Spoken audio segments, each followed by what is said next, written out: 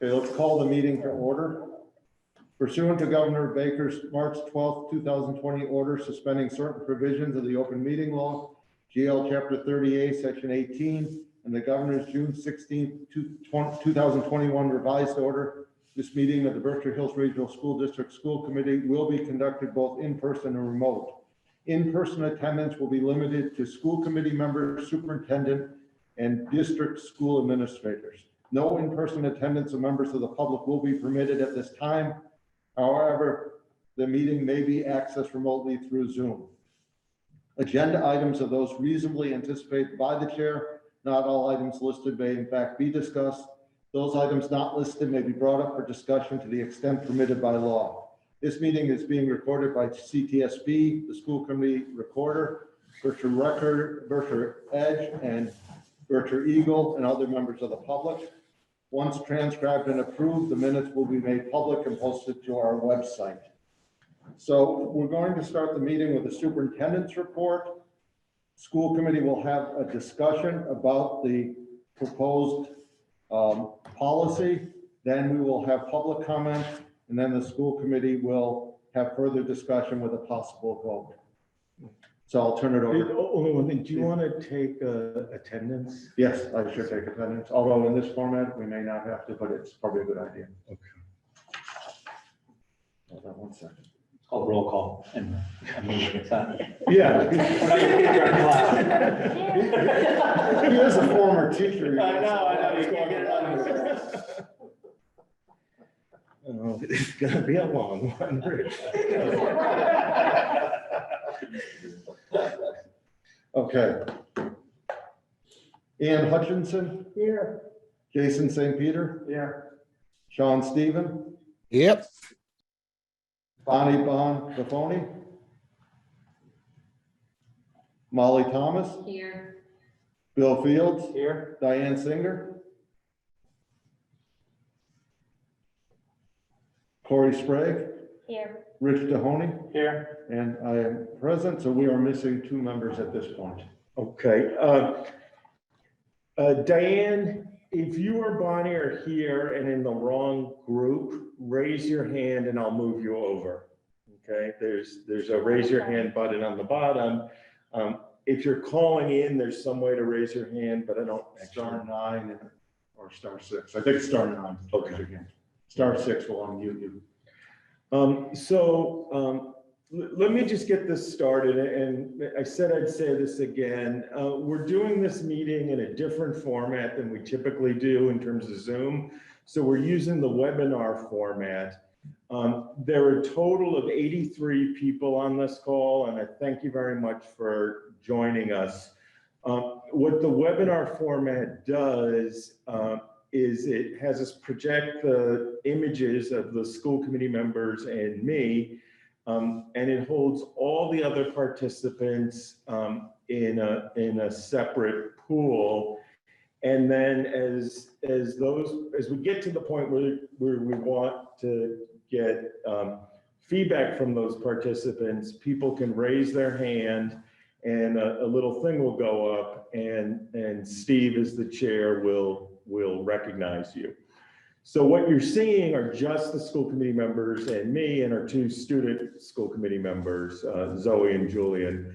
And again, that lets us try to avoid the type of Zoom bombing incident that we had at our last meeting and that the town of West Stockbridge has had and a couple other meetings have had. Okay. So I just want to share a couple things about where we're at and what's going on. So in Berkshire County, the rates are very high. If those of you who have been doing this for a while know, we hope to have 60 cases per 100,000 over 7 days. And that was a CDC goal. And the number now is 492 cases per 100,000 in Berkshire County over the last 7 days. So that's the highest rate we've had to date. The positivity rate as reported by the CDC is 5.07%, while BHS is reporting a rate of 10%. And in different communities, it can be higher. It's hard to get a perfect number on that, particularly in our schools, because people are coming from all different communities, right? But so those two numbers are high. The last thing in this part in terms of facts are, we don't fully know the impact of the Omicron variant or ones after that. All right, so that's a little contextual stuff. For those of you who are wondering, in grades 7 to 12, which were the students who were first eligible to get vaccinated, the vaccination rate for 2 shots is about 85%. So that's really quite remarkable, and I'm very proud that we're at that point. In grades K to 6, which are the second group of eligible students, for 1 shot, and this continues to be a moving number because as people get the shots, there's a little delay before we can see it in the system. And there was a big second dose clinic this weekend, but for 1 or more shots in the younger grades, the vaccination rate is currently 50%, and it's going up. And our assumption is that people who got the first shot are going to get the second shot. And then we're hoping that people who haven't gotten any shots are getting them. The other thing is the staff vaccination rate is extraordinarily high. It's like ivory soap, and it's 99.6%. So that's really good. I know many staff are now at the point where they're several months out, so they're getting booster shots. And at some point, students will be at the point where they might also be getting booster shots. Couple other just factual things. Unvaccinated students who are deemed to be close contacts, if they are close contacts, they will quarantine for 10 days, potentially missing significant amounts of school.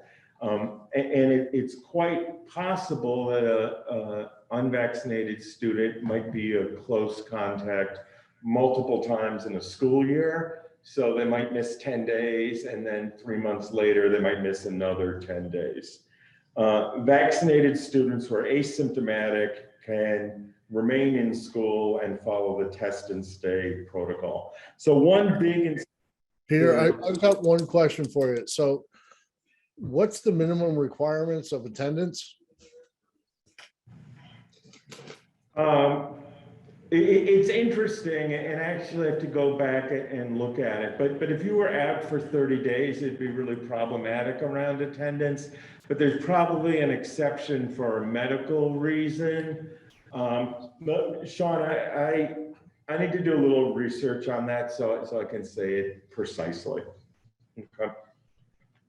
Peter, I also have a question. Yeah. So the children that are unvaccinated and then they have to quarantine, is that they have to quarantine for 10 days, or can they go and get tested and have a negative test result and then come back? No, potentially they could do that too. And there are all sorts of guidelines and flow charts around it. And I'm not going to speak to it because every time I do, I miss it up a little bit and then the nurses correct me.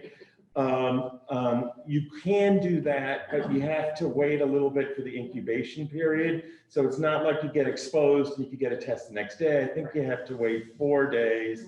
And then the turnaround on the test is a couple days anyway. And it's been challenging for people to schedule tests sort of on demand. So I'm not sharing the 10 days to exaggerate. The 10 days are a pretty good likelihood.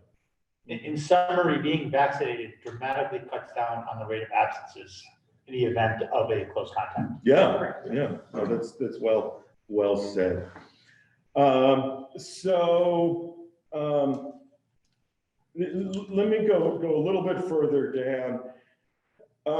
As you saw in the packet, the proposed policy has 2 parts, and one of the things I think is important, and part of why I'm saying this at the beginning of the meeting, is as we listen and get feedback around this, I want people to be clear about what they're giving feedback around.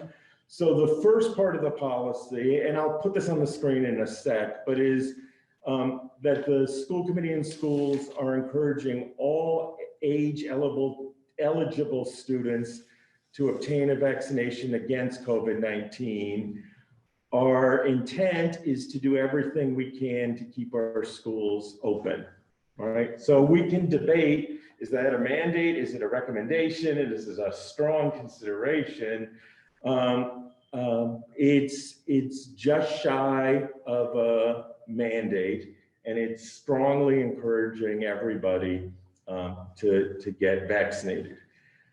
If a family chooses not to vaccinate their child, they will not be excluded from school. We can't exclude people from school. So you get vaccinated, you come to school. You don't get vaccinated, and you come to school. Okay, so everybody's clear on the first part. The second part of the proposed policy, and this is what I'm going to update in a minute, was originally the recommendation was that unvaccinated students after January 3rd would not be allowed to take part in extracurricular activities, including sports, government, performing arts, clubs, and things that meet outside of the school day, including school-sponsored events. After getting a lot of feedback on this, what I'd like to do and amend, and this came up a little bit at the last meeting, but as educators, our primary goal is to engage students in meaningful learning opportunities, right? To meet them where they are, and some of those opportunities are academic in nature, and some of those opportunities are non-academic in nature. And then there are a bunch that are in the middle that are like quasi-academic. The more I thought on this, the more I felt uncomfortable. Just hang on a second.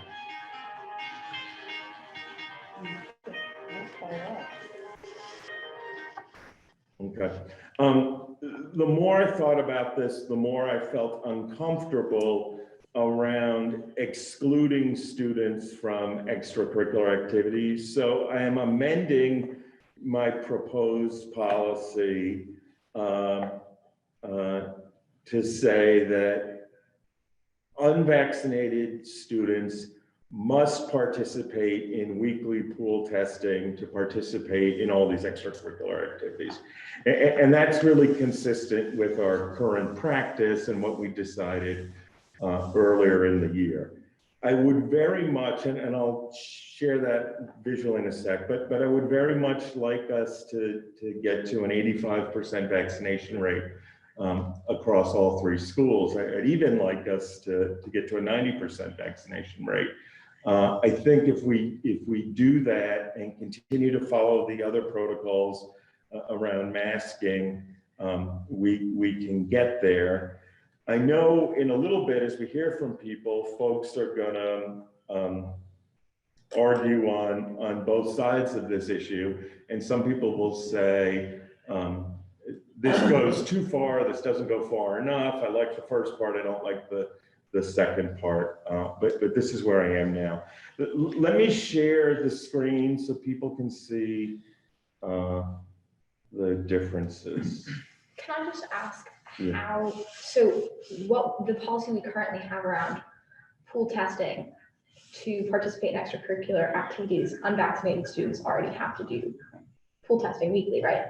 Correct. So where does this vaccine almost mandate change from that? The second part doesn't change at all, right? The first part is, I think, a much stronger statement that we want everybody to get vaccinated. Well, you're sharing the screen just for the edification of the school committee. What we're going to do now when we have a discussion, we're going to try to do this without raising hands, I think we're all either in the same room or there's a few on Zoom. I think we cannot talk over each other, and let's see if we can do it by just having a discussion. And if that works, terrific. If it doesn't, we'll go to the raising of the hand, but that seems a little bit more formal since we're on the webinar format. I think we can do it that way. Okay, I'm sorry, I'm having a little problem sharing the screen. The two changes again are from the second paragraph of the first one. Instead of it saying students will not be allowed to take part in unvaccinated students will not be allowed to take part in extracurricular activities, and then the long list, it's just changed to unvaccinated students must participate in weekly pool testing. The other thing I want to be clear about too, and I think for many people this fell through the cracks. There are two things within the state that one can do if one feels strongly about not being vaccinated.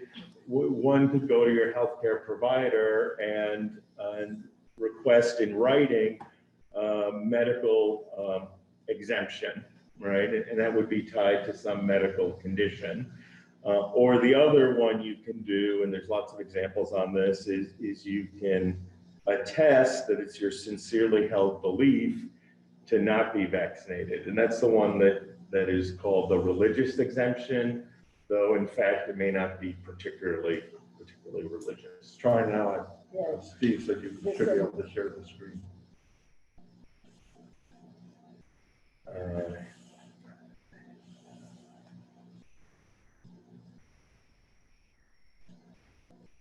No. Thanks, Steve. For some reason, it's not letting me do it. It's seeing other things, but unlike the other version we use, it's not seeing stuff on my desktop. So, I mean, the way I'm looking at this is basically we're not changing any policy at all. We already require kids to be pool tested before they do extracurriculars.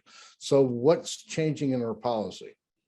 The only thing that's changing is the first part where we're stating quite definitively that we want everybody to get vaccinated. We weren't able to say that before because when we last talked about this, students in grade or students age 5 to 11 were not eligible to get vaccinated.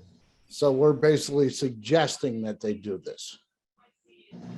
Yeah, I mean, the word I used was It's literally not a policy because you're suggesting that they do it. I actually totally disagree, and I totally rethought my approach to this since the last time we met. And I think we've gone totally the wrong way down the track by us as the school committee talking about consequences and punishments and incentives. I don't think that's our role. The school committee, all we do is set policy. How that is implemented is done through rules and procedures and things done by the administration. If you go through our policy, we have a policy that says you can't haze people. It doesn't say what the punishment is or what the consequences of that are. It says you can't consume alcohol on school grounds. It doesn't say what the punishment or consequences of that are. It says you can't smoke tobacco on school grounds. It doesn't say what the punishment and consequences of that are. All our policies are statements of positions. And that's really all we should be doing. I would like to, get either if we endorse a policy tonight, it's a policy that everybody must get vaccinated.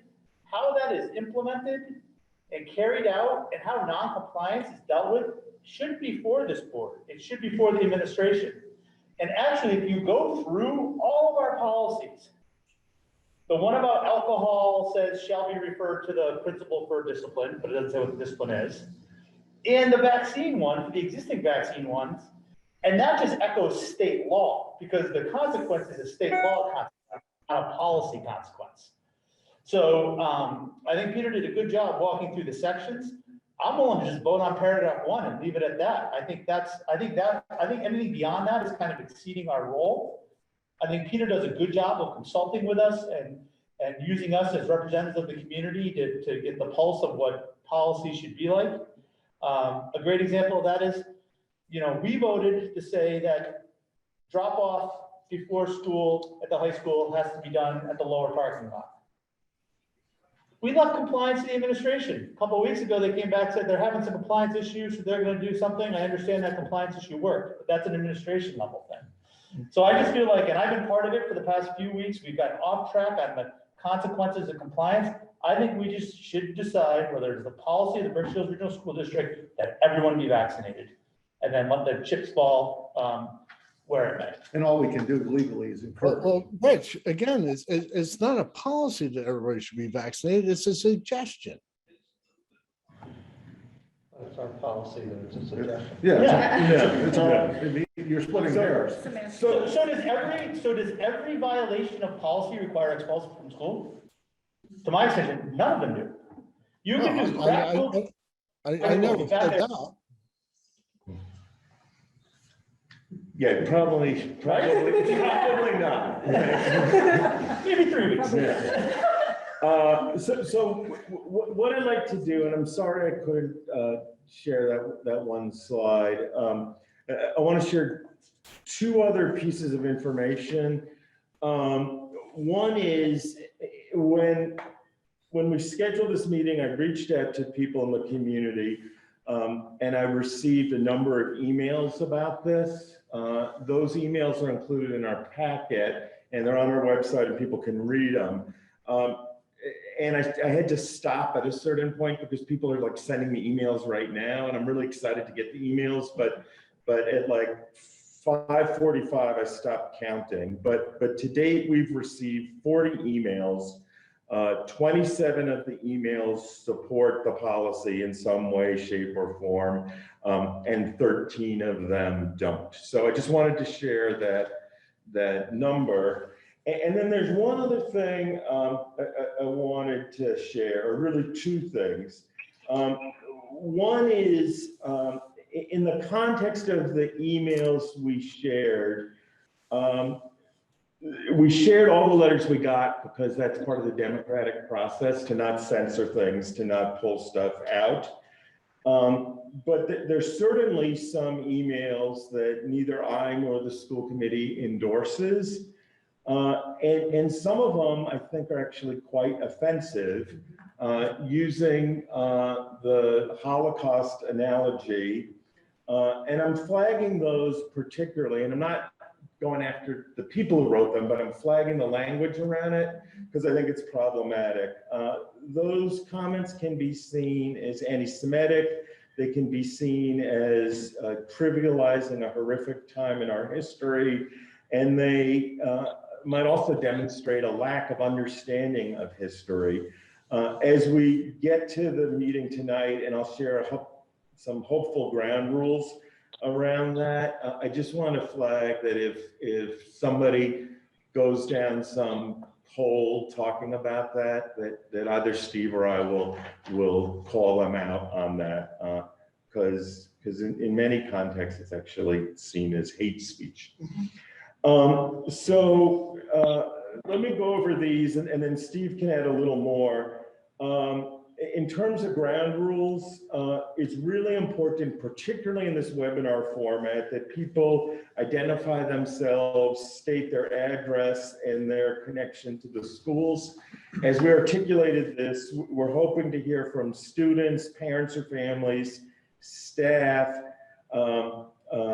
residents of our three towns, Great Barrington, Stockbridge, and West Stockbridge, and obviously residents of other towns whose kids are enrolled in our schools, right? But if you're from like Iowa, I appreciate that you figured out this meeting was going on, but I think we very much want to hear from our own people who are directly connected.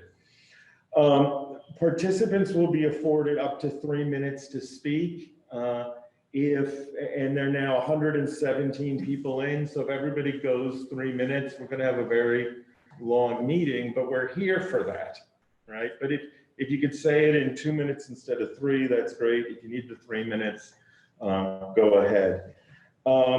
Try to be concise and not repetitive, and try to be civil in your tone and approach. This is a public health issue, but it's also very much a political issue. And then the school committee will hear your feedback, then I think they'll talk amongst themselves some more, and they might potentially vote tonight on this, or they might decide to continue it to our next meeting, which is a week from Thursday. Steve, did I? Yeah, you got everything. I'll repeat it again when we're ready to allow public to come in. So let's start with the school committee discussion.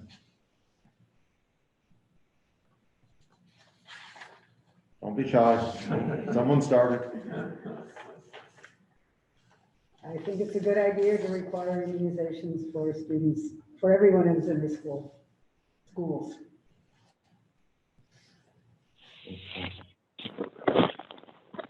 Diane?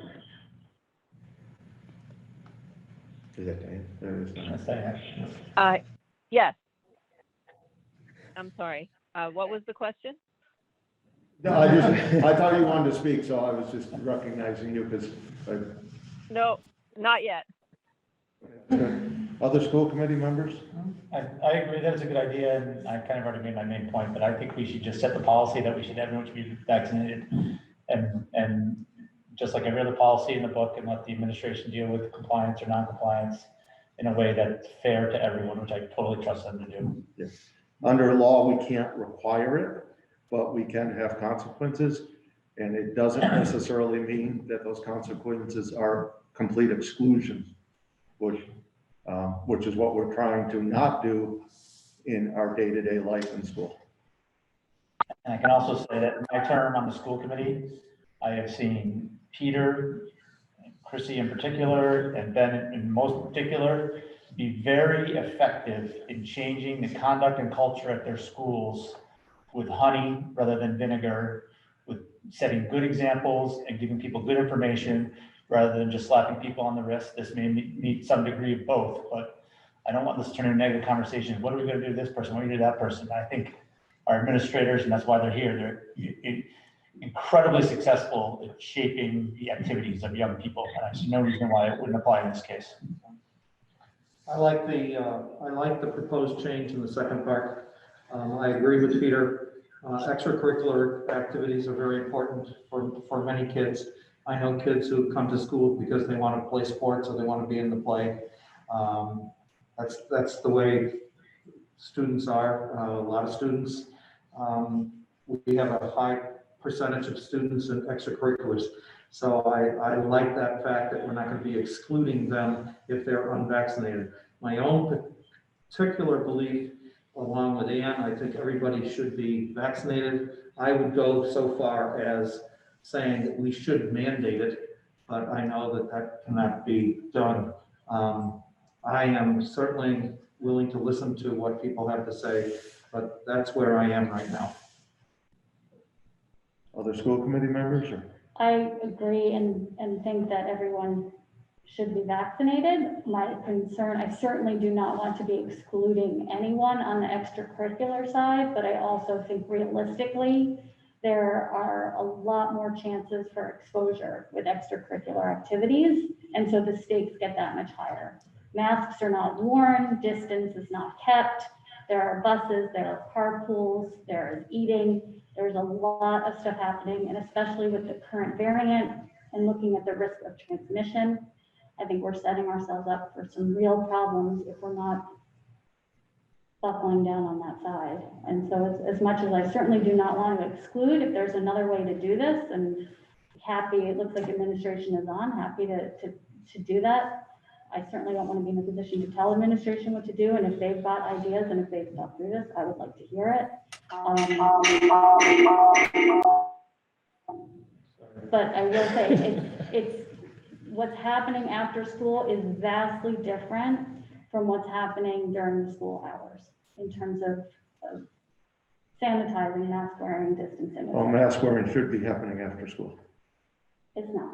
Then that's, the administration has to take care Well, of it it. wasn't required. But- Outdoor sports, it wasn't required. What's that? Outdoor sports, it wasn't No, required. but indoors it is. But I don't think, Corey, you're just speaking about after school within school, but you might also be talking about 7 p.m. till midnight when they're not even under our watch. They're just doing their own, people are doing their own things. in terms of encouraging people to be safer and to be testing and to be, I don't understand your question. No, maybe I misunderstood, right? During the school day, we have a very high compliance rate with people wearing masks. In after-school athletics, it drops a little bit because people sweat and they need to take down their mask to rub their nose. But after practice, people may go out to dinner together and they all pile in a car and likely nobody's wearing a mask. Yep. I think that the nature of extracurriculars too is that they're much more interactive than sitting at desks Right. spaced apart. So there is increased risk of transmission just with the activities that are happening. Okay. So my concern is with sports, especially now, because now we are traveling, quite far into different communities. So our athletes that are doing this, they're exposed to, so many more people. They could be potentially bringing it back to our student body, or they could be giving it to multiple schools in 1 week. So that's the part that I get very nervous at, is you could have one of our students who is positive and visit and play against 3 other schools in 1 week and could have exposed hundreds of people. So I'm more nervous on that end. Is I think the vaccination, I will say, I think our athletes represent our school district, to protect our school district and to protect the community and the other communities. I think they should be vaccinated. That's a privilege. I agree. It's interesting because I think when we talk about exclusion, I think unfortunately, if we don't require vaccinations, which we can't require, but if we don't require it for extracurricular, there's going to be self-exclusion anyways, because people are going to be quarantining and missing a good deal of their activities. And maybe, hopefully, they'll change their mind at some point.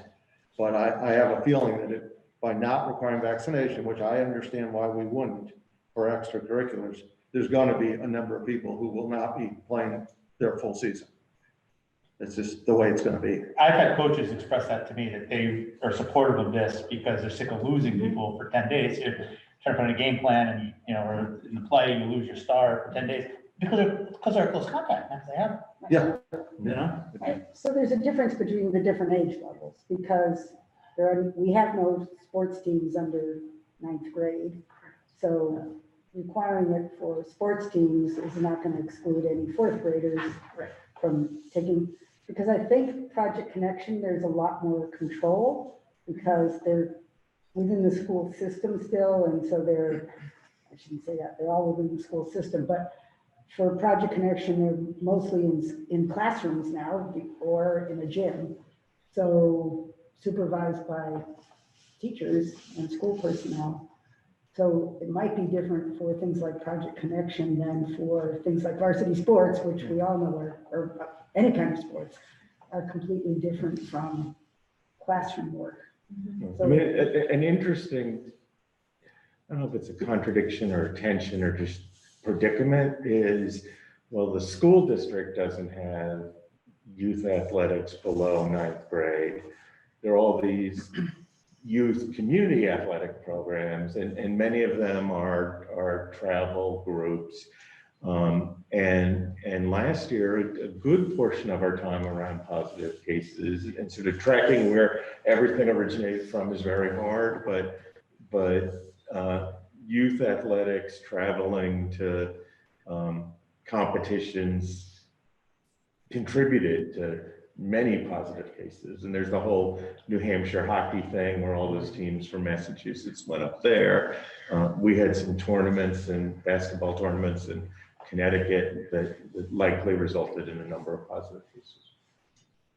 That's not. Yeah. Essentially, when you go to play sports, if you're not vaccinated, at this point, if you're not vaccinated, you're not going to play sports in a private setting. They're going to prevent you from doing that. You're going to need to be vaccinated. Private schools, private clubs for soccer, skiing, all that's going to require vaccinations. So where you go from there?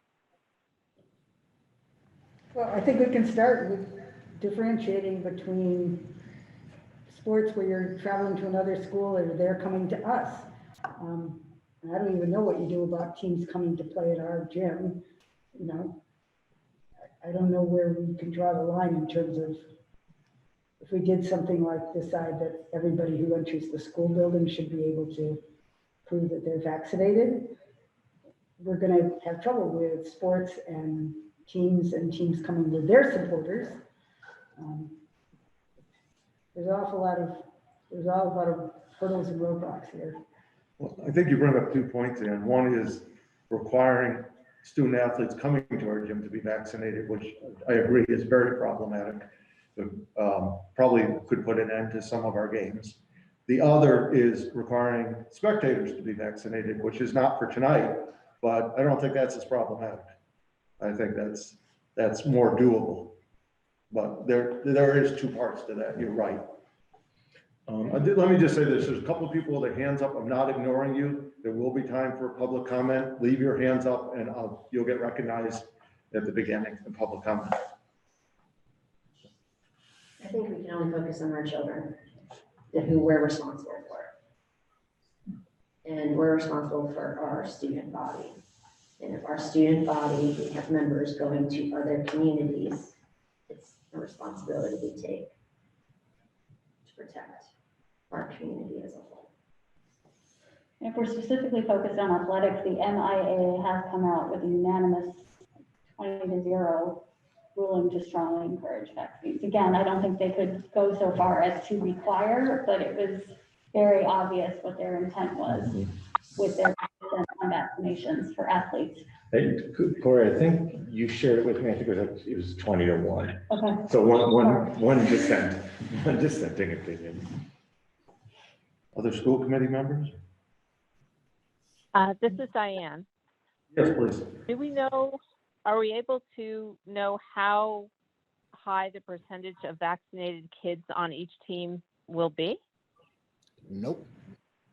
No, yes. Oh. Yeah, very, very much. I've not done that. Our teams. but- Our teams. Our team. Yeah, no. No, but our teams, Not- kids will be affected by this policy. Yeah. I could, if I got rosters of every single team, I could calculate that. It might take me a little while, but. Yeah, but Peter, that's not teams that are coming into the school. No, only our own teams, yeah. Exactly. So it's pretty much moot. Right. Well, I think it's not totally, what that would do, and I'm not suggesting we need that or don't need that, what that would do would tell us how big of an effect it would have on our athletics. I mean, if let's say sport A, only 10% of the kids were vaccinated, highly unlikely with an 85% rate, that team's probably not going to go if we mandate vaccinations. Assuming the kids have had every opportunity to be vaccinated by now, they are not getting vaccinated for a reason, a personal reason. Go ahead, Diane. Well, the thing is, I think that running a school, we have a responsibility to protect not only our students, but anybody they come into contact with, which would be our staff and their families also. And it would be good to know how much of a risk all of this will be. But I consider the vaccine to be important in keeping people out of the hospital. It certainly doesn't mean that you won't get COVID, but it will mean that there's less spread, and it'll certainly mean that hopefully you won't die. So when the risk is death, I think it's important to have as many people vaccinated as possible when you know they're going to be exposed to other people. And I would really like to know those numbers, what the relative risk is, if it's 1 kid or if it's 5 kids, or it just feels like a big unknown to me, because if there are kids coming in that are unvaccinated, but all of our kids are vaccinated, I would feel a little bit better about that than if we had unvaccinated kids on teams being exposed to unvaccinated kids from other places.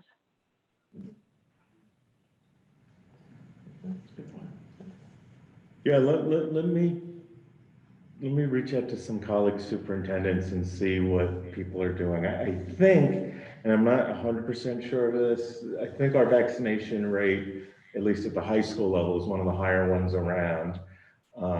And I don't know how facile every district is with looking at that data. But I think what Diane is saying, which is a good point, and I hadn't thought of, if our athletes were close to 100% vaccinated, the chance of spread within the school is much less.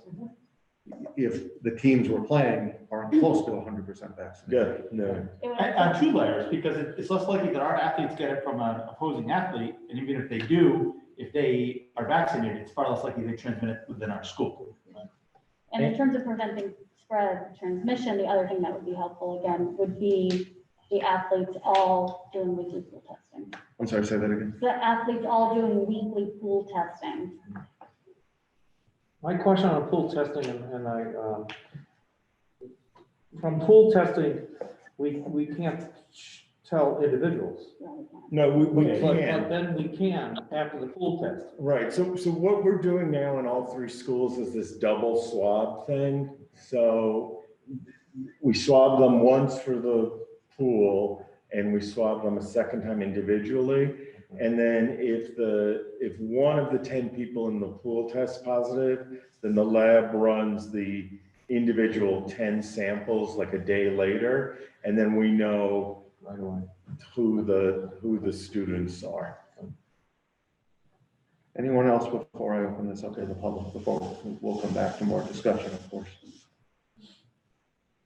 Okay, so it looks like there are 7 people. So let me give a few reminders. You need to state your name and address.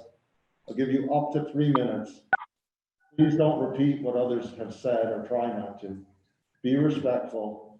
And when you give your name and address, we need to know your connection to the district. If you're a parent, a student, a staff member, a resident of the 3 towns, because as Dr. Dillon said, what we really want to hear from is that cohort of people. We're not here to settle a national problem. We're here to deal with our students. So let's start with, and a lot of you have either nicknames or abbreviated names, so I'm going to do the best I can. So the first one is ADIDIO. Good evening, board members, Andrew and Christina Didio. We live on Route 41. We have 2 boys in Muddy Brook Elementary.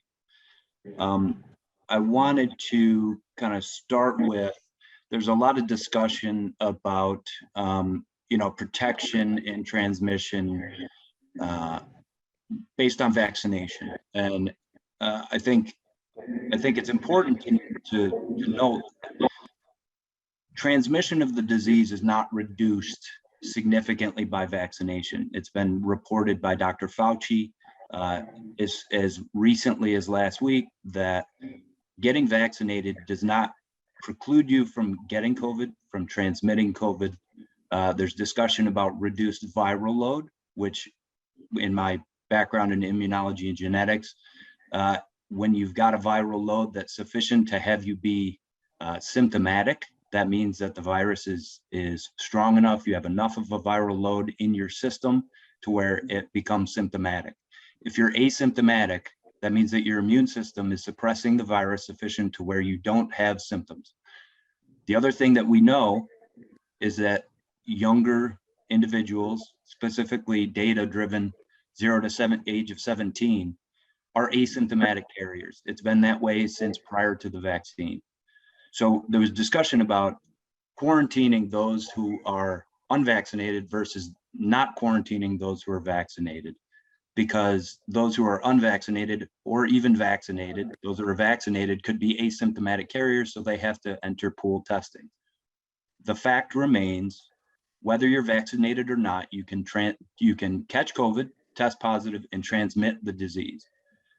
Vaccination bears no difference on that, especially when it comes to viral load, because again, most kids under the age of 17, under the age of 25, based on the CDC's data, are asymptomatic, are not hospitalized, and can transmit the virus. To suggest that some of the board members suggesting the fact that you would potentially and be in favor of mandating a vaccine to a population that is asymptomatic, that does not have the viral load to transmit the virus as you would if you were symptomatic, again, per CDC and Dr. Fauci, it doesn't comport with the data.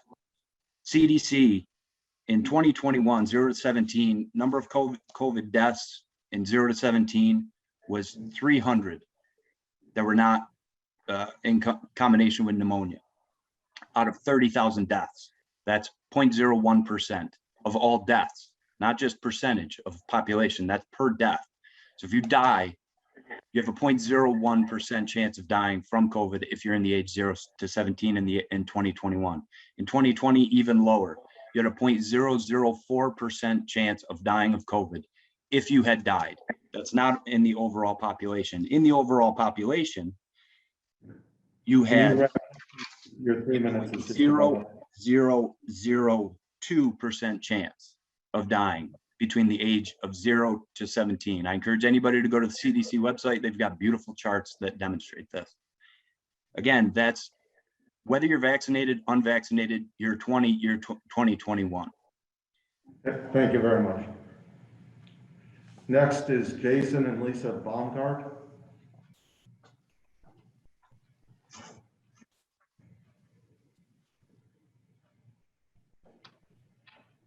Hi there. My name is Lisa Baumgardt from Cheshire, Massachusetts.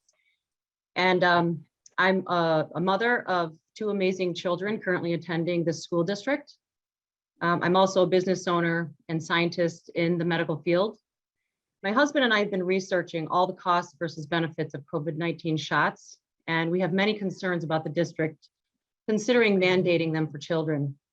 When we looked at the vaccine clinical trials for children, we personally were shocked to learn that 86% of children suffered adverse reactions, some severe, leaving many children unable to perform even the most basic daily activities. This is troubling to us since according to the Center for Evidence-Based Medicine, children are at a near zero risk of death from COVID-19.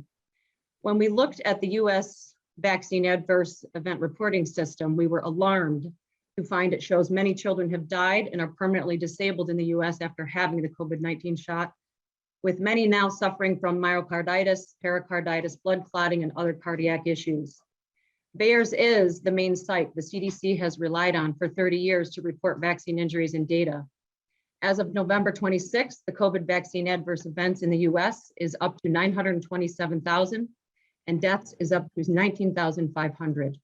So logically, when we as parents consider a risk-benefit analysis, COVID-19 shots point to a very high risk versus no benefit for children and young people. As a parent and scientist, I also cannot ignore the precautionary principle of science and medicine that dictates to first do no harm. When we considered transmission of the COVID-19 from children to adults, we reviewed many studies. One of those studies, according to the Oxford academic study, transmission of SARS-CoV-2 from children to adults is minimal, and adults in contact with children do not have a higher COVID-19 mortality. 3 scientific studies conducted by the UK government, Oxford University, and the CDC published this past August have found that COVID-19 vaccines do not work. In addition, Public Health England data shows the majority of COVID-19 deaths now are among the vaccinated and suggests that vaccines actually worsen disease.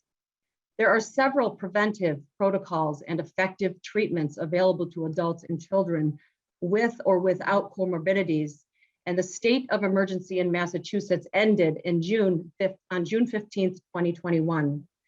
There is thus no medical or public health case for mass vaccination of children or for coercive or restrictive measures for that matter, including testing and masking. In conclusion, I respectfully ask each of you on the committee to have an open mind, to unlearn everything you have been conditioned to believe, turn off your TV and stop blindly listening to institutional guidance. Please read the actual studies and stay consistent with the principle of science and medicine that dictates to first do no harm. Thank you for listening. Thank you. Next will be Joe Roy. Hello, can you hear me? Yes. Okay. Hello, my name is Joe Roy, and I'm here with my wife, Mary. We live at 4 Miller Lane. We're parents of two, in West Stockbridge, and we're parents of 2 young boys who go to Muddy Brook School System. In early January of this year, our 6-year-old son, Zachary, was diagnosed with COVID-19. Within 24 hours of getting the diagnosis, his fever was over 105. Zachary was rushed to the ER with my wife in the middle of the night, while I stayed home to watch over our other son, Alex. Within an hour at the ER, measures were already taken to transfer Zachary with my wife by ambulance to Bay State Children's Hospital. Over the next few days, Zachary's condition worsened, but the staff at Bay State were working hard and tirelessly to help him. All of these doctors were also sharing Zachary's case with Boston Children's Hospital and other children's hospitals around the country in hopes of figuring out how to battle this virus with my boy. Zachary was finally diagnosed with something called MIS-C. This stands for multiple inflammation syndrome in children. It is rare, but it's very serious autoimmune disease that stems from COVID-19. MIS-C was brand new at this time, and there was little to no information on the disease. Bottom line is that his immune system was fighting against his own body. Zachary's status continued to get worse, and he was transferred to the pediatric ICU. Things were really bad, and his heart rate was getting dangerously low. Zachary was white as a ghost. He slept for about 2/3 of the day. He hardly ate anything and barely had enough energy to go to the bathroom anymore. Most of the time he was awake, he was crying, saying he wanted to come home. I finally got the courage to confront one of the lead doctors and pulled him aside. I asked him the question that no parent should ever have to ask. And then he told me the answer that I was fearing. I nodded my head and went back to Zachary's bedside. Once he was asleep, I went to the bathroom. I fell on my knees on the floor and cried for about 15 minutes straight. Since only one parent was allowed to stay with Zachary, I then had to call my wife, and I sat in the bathroom floor on the phone and we cried together until no tears remained. Our boy was dying and nobody knew what to do. After 2 grueling days in the ICU of not knowing if Zachary was going to make it, the amazing hardworking doctors and nurses were able to get the right medication to help him battle off the illness, and his blood work finally started to get better. After another full week of recovery, we were finally able to go home. I'm sharing this story today to hopefully give people perspective of what COVID can really do. Our kids are not immune to this virus. Sure, it's rare, and cases are usually mild in children, but I was there. I saw the worst of it. I saw firsthand what this virus can do to children with my own eyes. All that said, my wife and I remain practical thinkers. When the vaccine came to our kids, we were cautious and we had our reservations. We aren't doctors, we aren't scientists. So I turned to those people who saved our child's life, and I talked to them. I knew them, that I knew their faces, I knew their names. And I asked them, should we get our children vaccinated? And the answer was unanimously yes. The bottom line is this: our children are overwhelmingly safer with the vaccine than without it. We support a vaccine. The last part was just thank you. Thank you for hearing our story and to express our feelings. Thank you for your consideration and doing everything you can to make a safe and healthy learning environment for our children. Thank you. Tracy.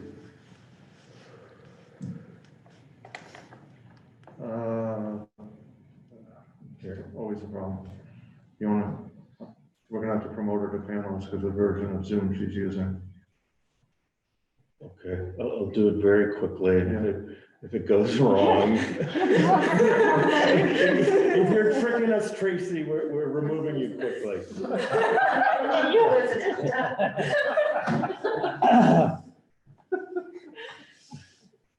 Tracy, are you there? I see Tracy. He's muted though. You have to unmute yourself.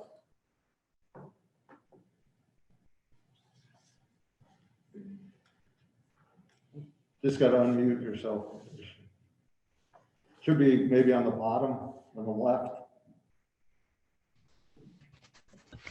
Can you hear me? Yes. Yes, hi, this is Andrew Ziarski and Tracy Ziarski. And we have a son, Mac and Ben, in the school system. And just give your address. It's Norfolk New Marlboro.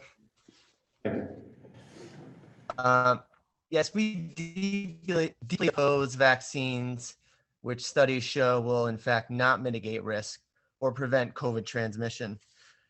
Our most concerning is the high risk of myocarditis in young males. As of today, the total of 6 countries, France, Finland, Germany, Sweden, Iceland, and Denmark, no longer recommend COVID Moderna 19 vaccines to people under the age of 30 because of the risk of developing myocarditis. The number of heart inflammation cases in the US has increased significantly within 4 months, mainly affecting young men.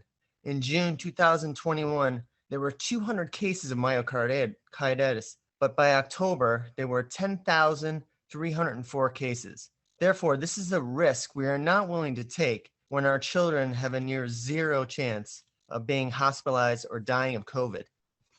Actually, 99.995% is the survival rate for our children. The question I ask is, what is your end game? Is it full inoculation to make sure all schools are pre-pandemic safe? If so, this is a fallacy from the land of make-believe. Even if the vaccines were effective, which they are not, you will still be relying on natural infection or natural acquired immunity, herd immunity, which is a biological fact, as your endpoint for this infectious disease. Instead of a one-size-fits-all approach, we suggest first listening to all sides.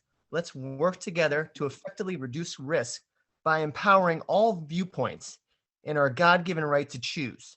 Where there is risk, there must be choice. Thank you very much. Thank you.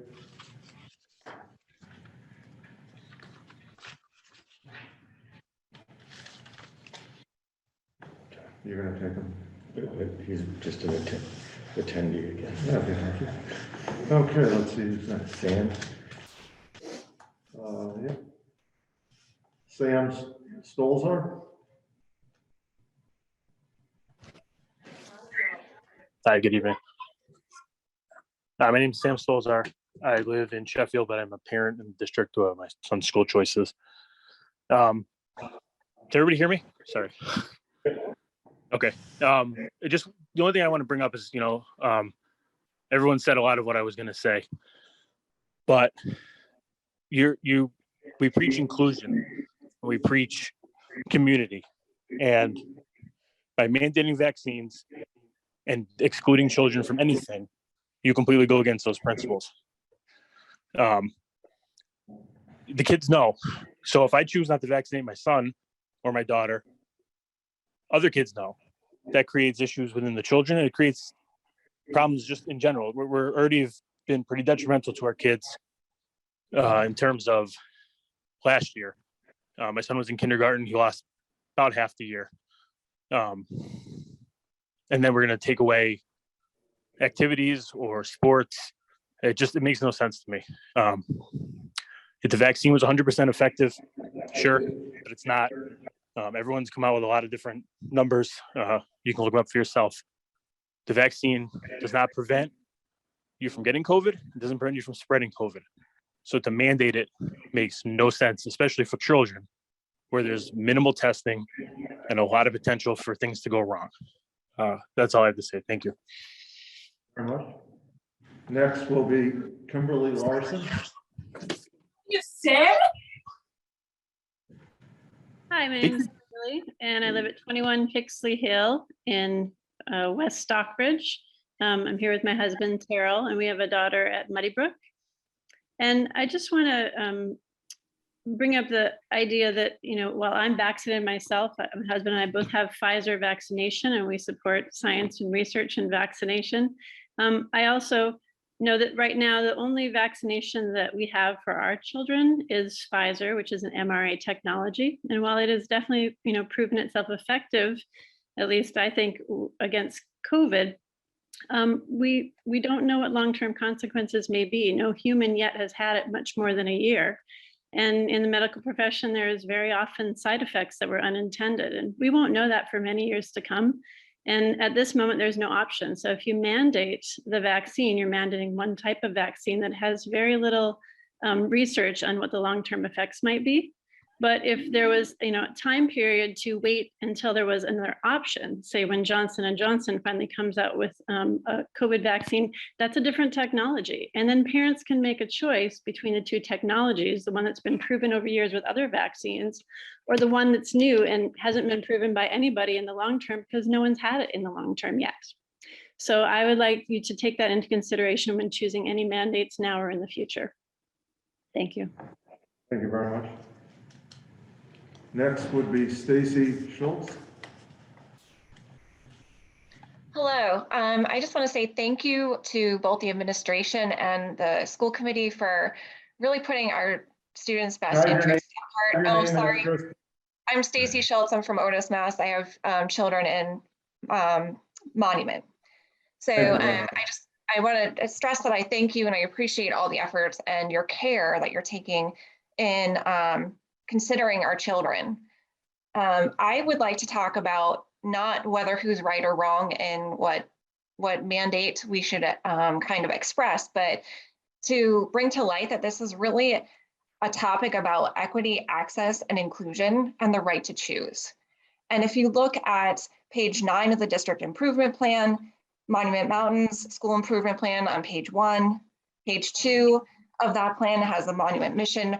All of them stress including students equally and equitably and increasing community commitment.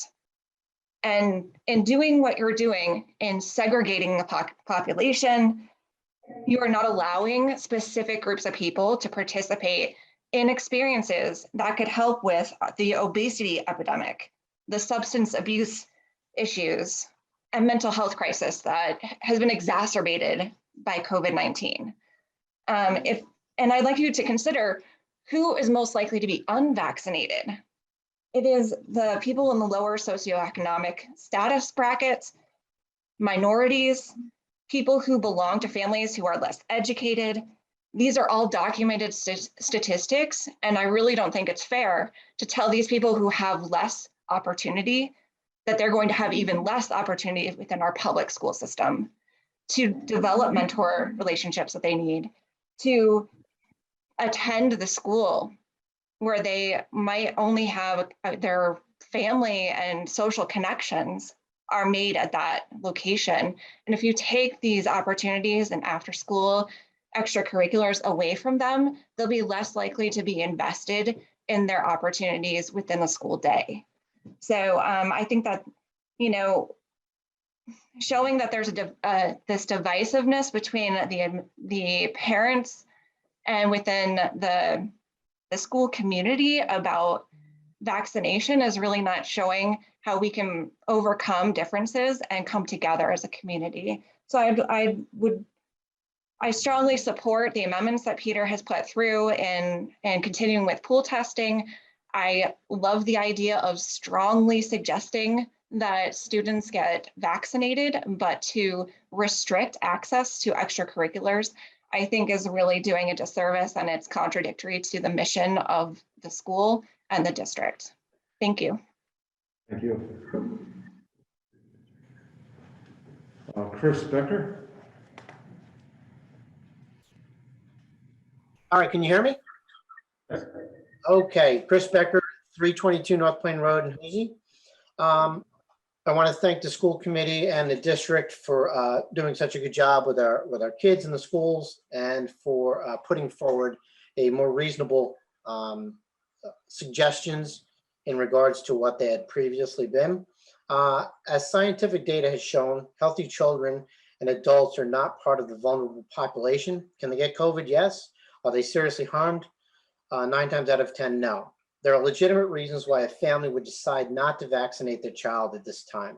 The major one being what the potential long-term healthcare effects would be.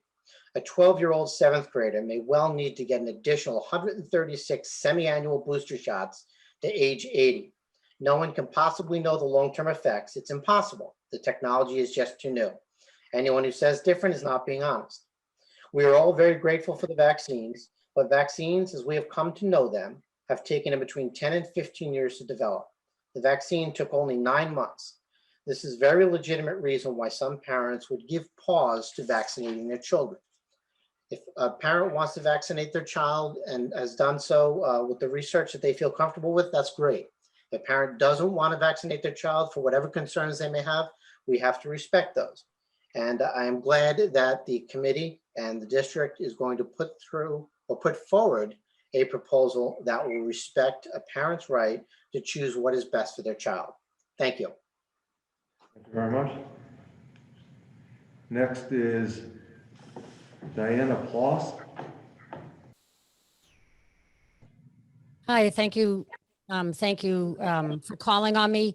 My name is Diana Plus. I'm a candidate for governor, so this is really something that. This is not a political forum. No, it's not a political. I have two questions. It's not Done. political. Done. There's a rule set up that you have to have some connection to the district. And I unless you do. have a connection- I do What is have a that? connection. I have relatives in the district. Yeah, no. Sean, can I run the meeting, please?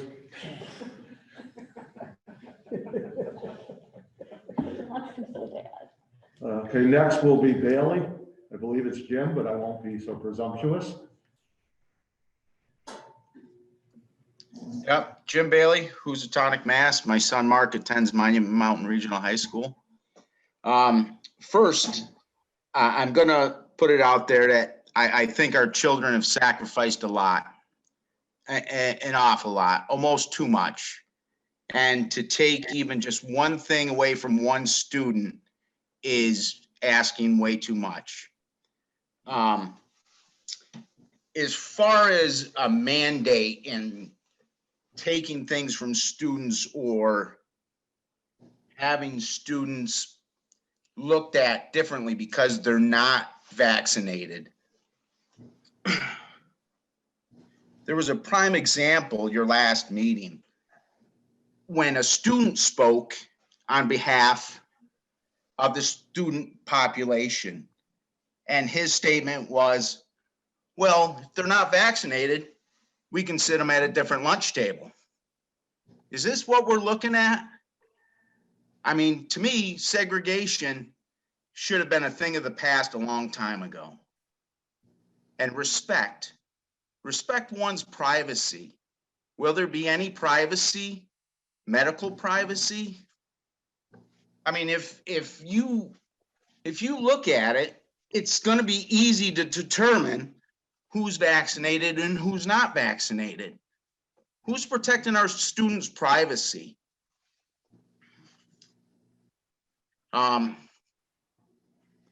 It was brought to my attention that one of the reasons we were going forward with this mandate, this proposal, was to keep us in school.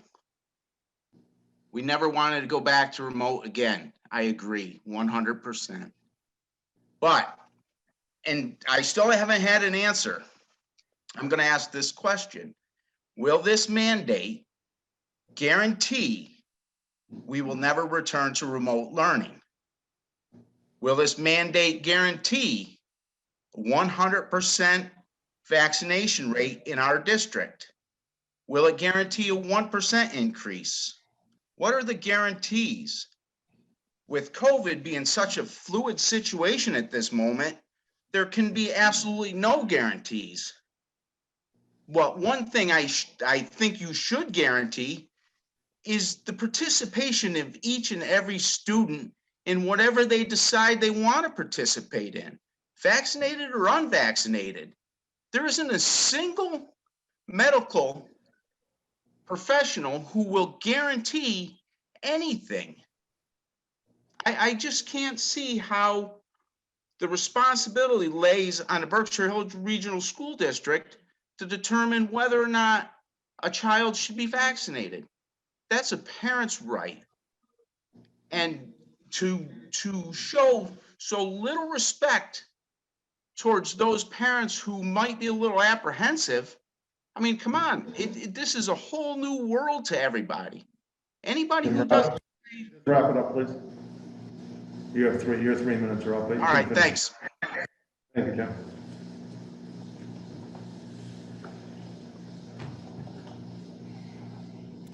Next one is Francois. Hi, My name is Maribel Myers. I'm actually Fran's daughter. I live at 962 Kane Southfield Road in Mill River. I'm an 8th grader at WEB Du Bois Middle School, and I believe that an extracurricular vaccine mandate would be extremely beneficial. I myself was vaccinated against COVID-19 as soon as it was available to my age group. There are several reasons I chose to get the shot. The first one is that I simply believe vaccines are a way to keep myself and those around me safe. By becoming vaccinated, you're helping protect those around you just as much as you're protecting yourself.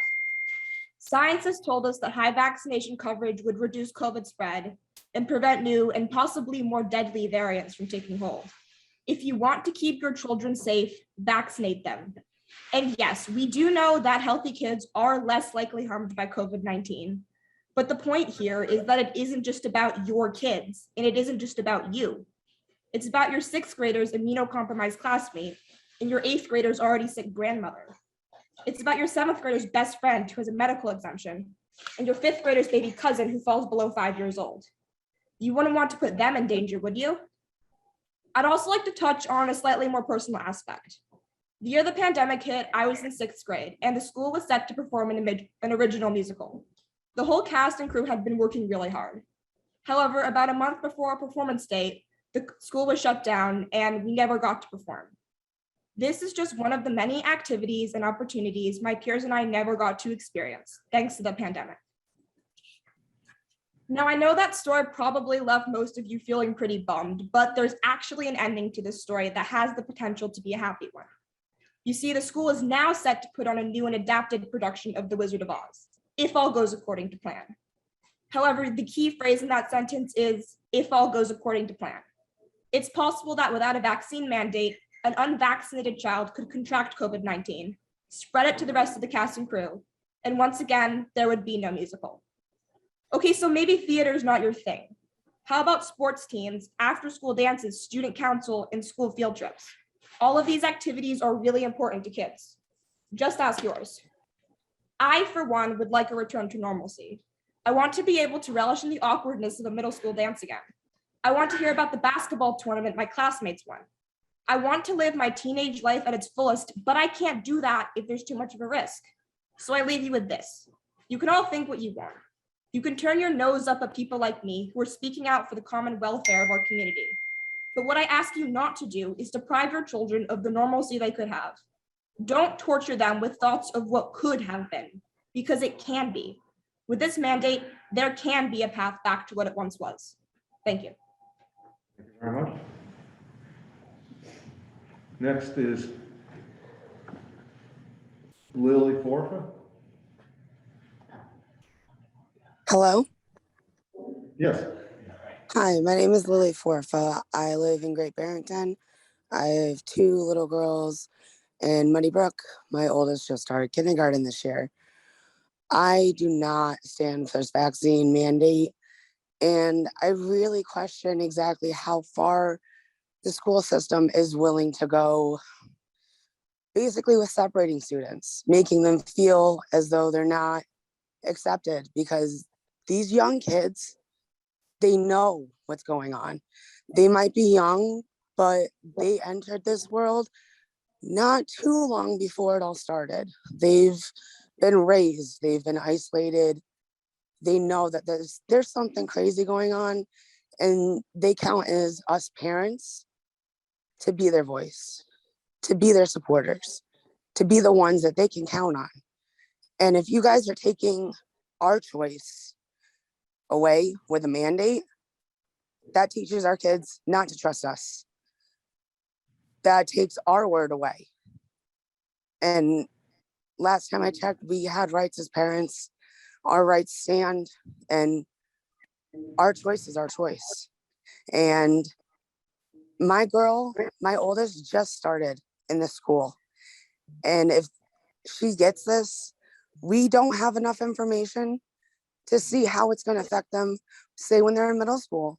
Then they start having issues, and gosh golly be it, it came from this. Who would have known? Nobody, because there's not enough research for it. So when a parent is making a choice like this, they're taking into consideration everything. Every little thing is a step into consideration as to what is happening to our children And myself as a parent, no one's taking that step away from me. No one's taking that right away from me. And a mandate does that. I disagree with it. I believe everybody has their own opinion. I have mine, you have yours. But my say with my children is my say with my children. And if I believe that they can fight this, they have the safety for it, I think they can. I myself have had COVID as an asymptomatic carrier, not one symptom of it. I am not vaccinated and I do not intend to be vaccinated. I do not intend to vaccinate either one of my children. My youngest is 4. If this mandate goes into place, what does her first year of school look like? Segregation, left out, different. That's not normalcy. Everyone's talking about normal. That's not normal. Having everyone be able to do and participate, that's normal. And as a public school system, I think that's what we stand by. We're not private, we're public. We're open to everybody and everybody should be included. Thank you. Thank you very much. Next is Kara. State your name and address, please.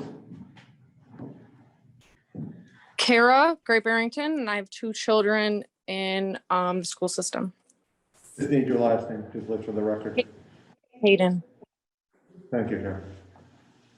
I just want to say that it's been amazing to hear a lot of people's views. I felt like kind of alone in it, but right now I'm just really proud to be in this community. I'm not for the mandate. I am vaccinated. I'm not anti-vax, but there's not enough research. And I'm going to stand up for all children to say that when you take away extracurricular activities, you're taking away a well-rounded education for our children. It's not fair. There's not enough research on this. Our children, we should be able to make, it should be our choice. And this is public school. This is having the vaccination. It is proven that you can still get it and spread it. So the fact that we are discriminating against the unvaccinated is ridiculous to me. It makes no sense. So it becomes where it's not health, it's control. And I'm not for that. These children can be in school all day, be in the same bathrooms, classrooms, lunch tables, hallways, different social groups. But then we're saying, but you know what? You can't be in, drama or sports. And I guess, it was said, well, they exert more energy, they do this. But it's just, those kids vaccinated are exerting and it can still spread. I'm not for treating, I'm all for choice. And we should have this choice. And there's things that can happen to our children that are far worse than COVID, because yes, I am sorry that that one man that talked about his son. I mean, I was in almost tears over it. That's terrible. But that's a very small percentage. But what about the people that are fighting because their child has, issues with their heart, enlarged heart, there's immune issues happening. And I just can't. I mean, these are our children and we should make our own choices. And when will it end? And that's really all I have to say. And I'm glad that there's other parents fighting for the same things that I'm thinking. That's all I want to say. Thank you, Karen. Samantha Spiridowski. Oh, can you hear me? Hello? Yes. Hi, sorry, one second. I was just feeding my kids. I'm stepping outside right now. Aiden's fork's right there. So I have a couple point of views. I am fully vaccinated. Name and address, please. I live in Housatonic, Massachusetts. I have currently a daughter in kindergarten and a son in preschool. I was affected by COVID in March of the year that it came out. My father got it. He was extremely sick and he's still dealing with side effects from that. Then, given in November, my son, he was on quarantine because someone came positive in his class. He ended up positive as well. I'm vaccinated. My other two children are not. I have a 6-year-old, a 4-year-old, and a 2-year-old. Not one of us girls got COVID, nor did anyone else. I do strongly believe in vaccinations for adults. I will say that till my last breath. But I do not agree with the fact that you guys are pushing me to decide to vaccinate my child. I don't agree with that. Like, yes, I was very upset with hearing about the gentleman's story about his child, but I would like more information. I would like to decide for myself if I want to choose to vaccinate my child. You guys have no answer. Whether we vaccinate all of our kids 5 and up, what about preschool? They're not of age and they can't get vaccinated right now. So it doesn't stop us from going back to remote. I am lucky. I work from home. I can teach my kids at home. Many parents aren't. So if I agree to get all these kids vaccinated, there's still a chance that we're all going to end up remote anyways. And my child had COVID and he was fine. And I get it. Like, some people aren't. But again, like most parents said, you're taking away that one choice we have. Like, the bullying in Berkshire Hills is already so bad. And I had my daughter bullied on the bus. And Can we talk about the vaccination? What was that? Can we just talk about the vaccination, please? You'll be glad to Yes, talk but about I'm that. saying, but you're also agreeing to segregate children. So the bullying is already bad in Berkshire Hills. So then a parent decides not to vaccinate their child. What's to stop them from being bullied again? You guys need to put into aspect of all parents' decisions. And yes, you can support it and you can advise it, but it's not your choice.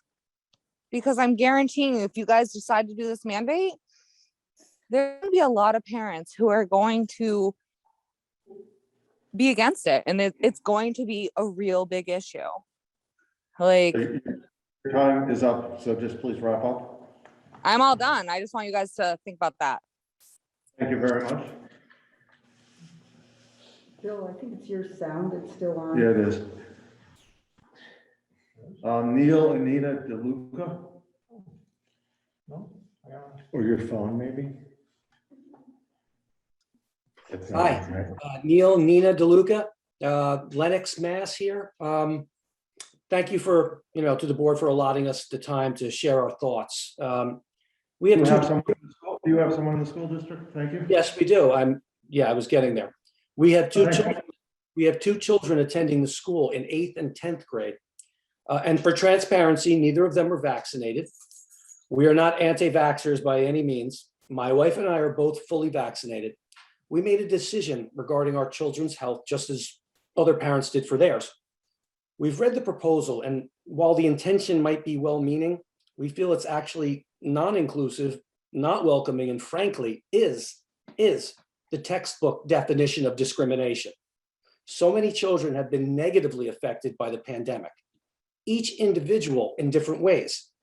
To add insult to injury, we're now going to punish them and treat them as outcasts. Unvaccinated kids are tested regularly and wear masks when and where it's required.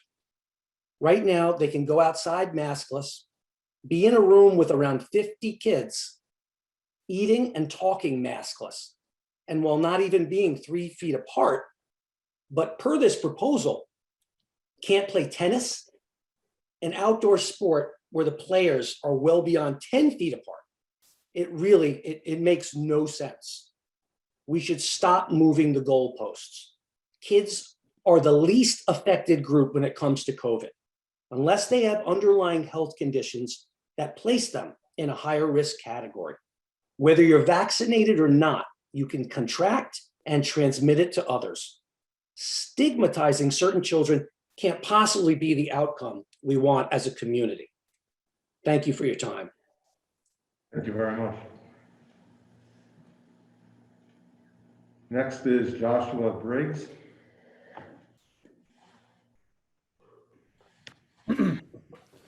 Hi there, Joshua Briggs. I live in Tyringham, Massachusetts on Main Road. I have 3 children in the district, 1 at the elementary school, 2 at the middle school.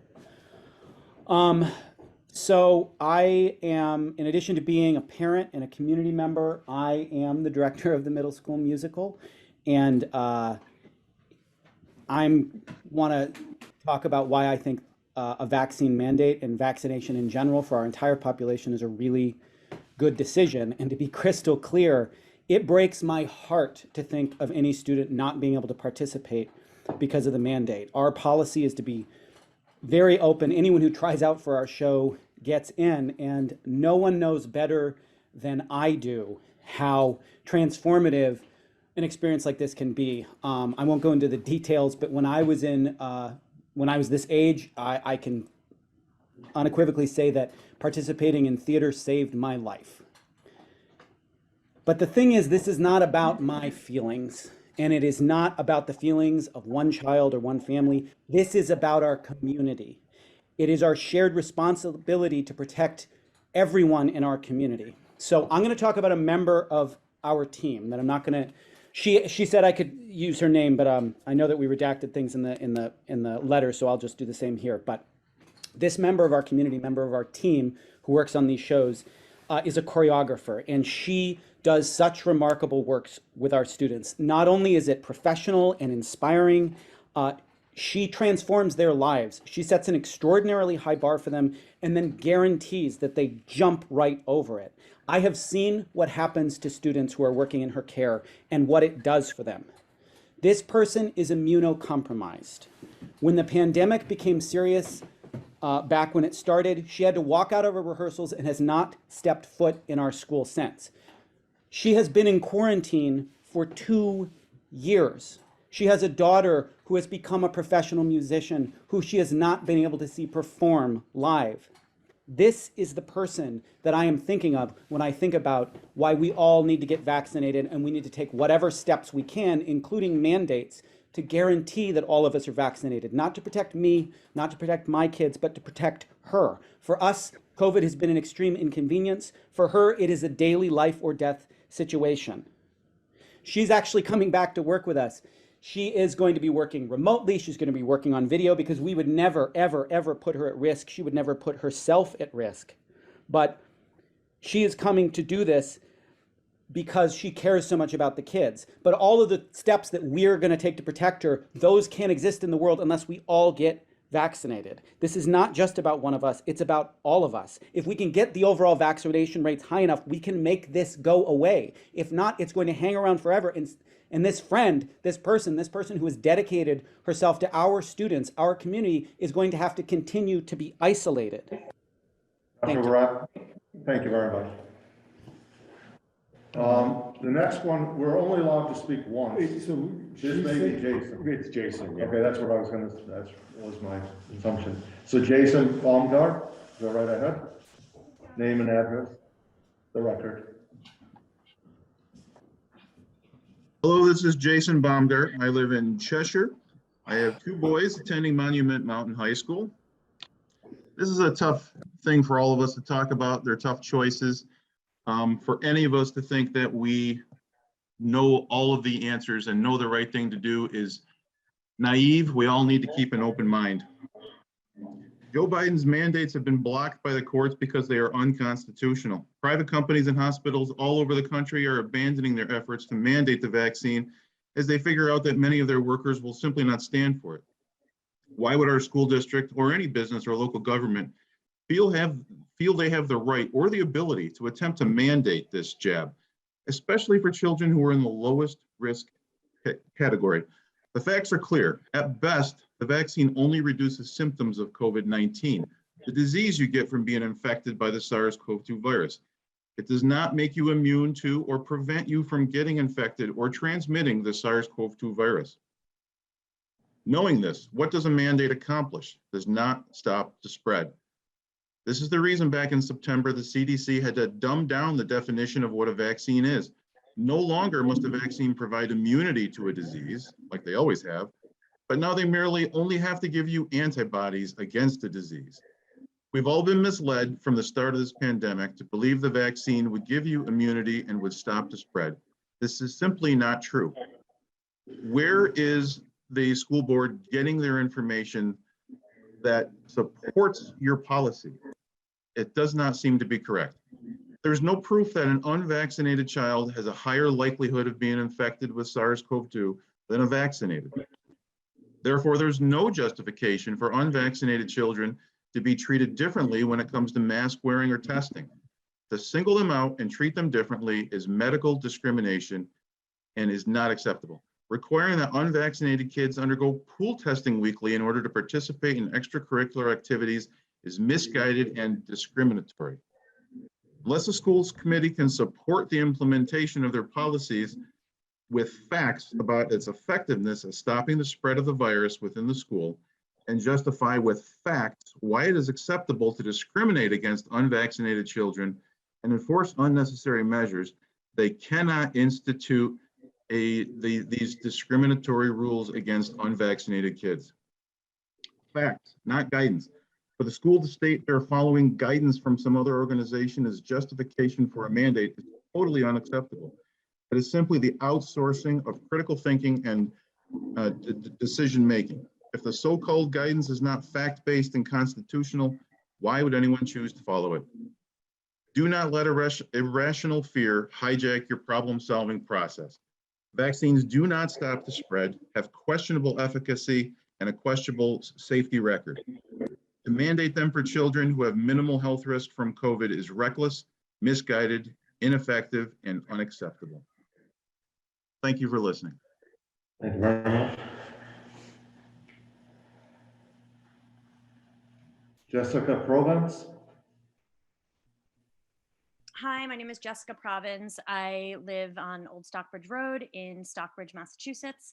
I have a 10-year-old son at Du Bois Middle School, and I'm going to give great praise to the young woman that spoke. I believe her name was Mirabelle. I think she's super brave and eloquent to get up in 8th grade and say what she did.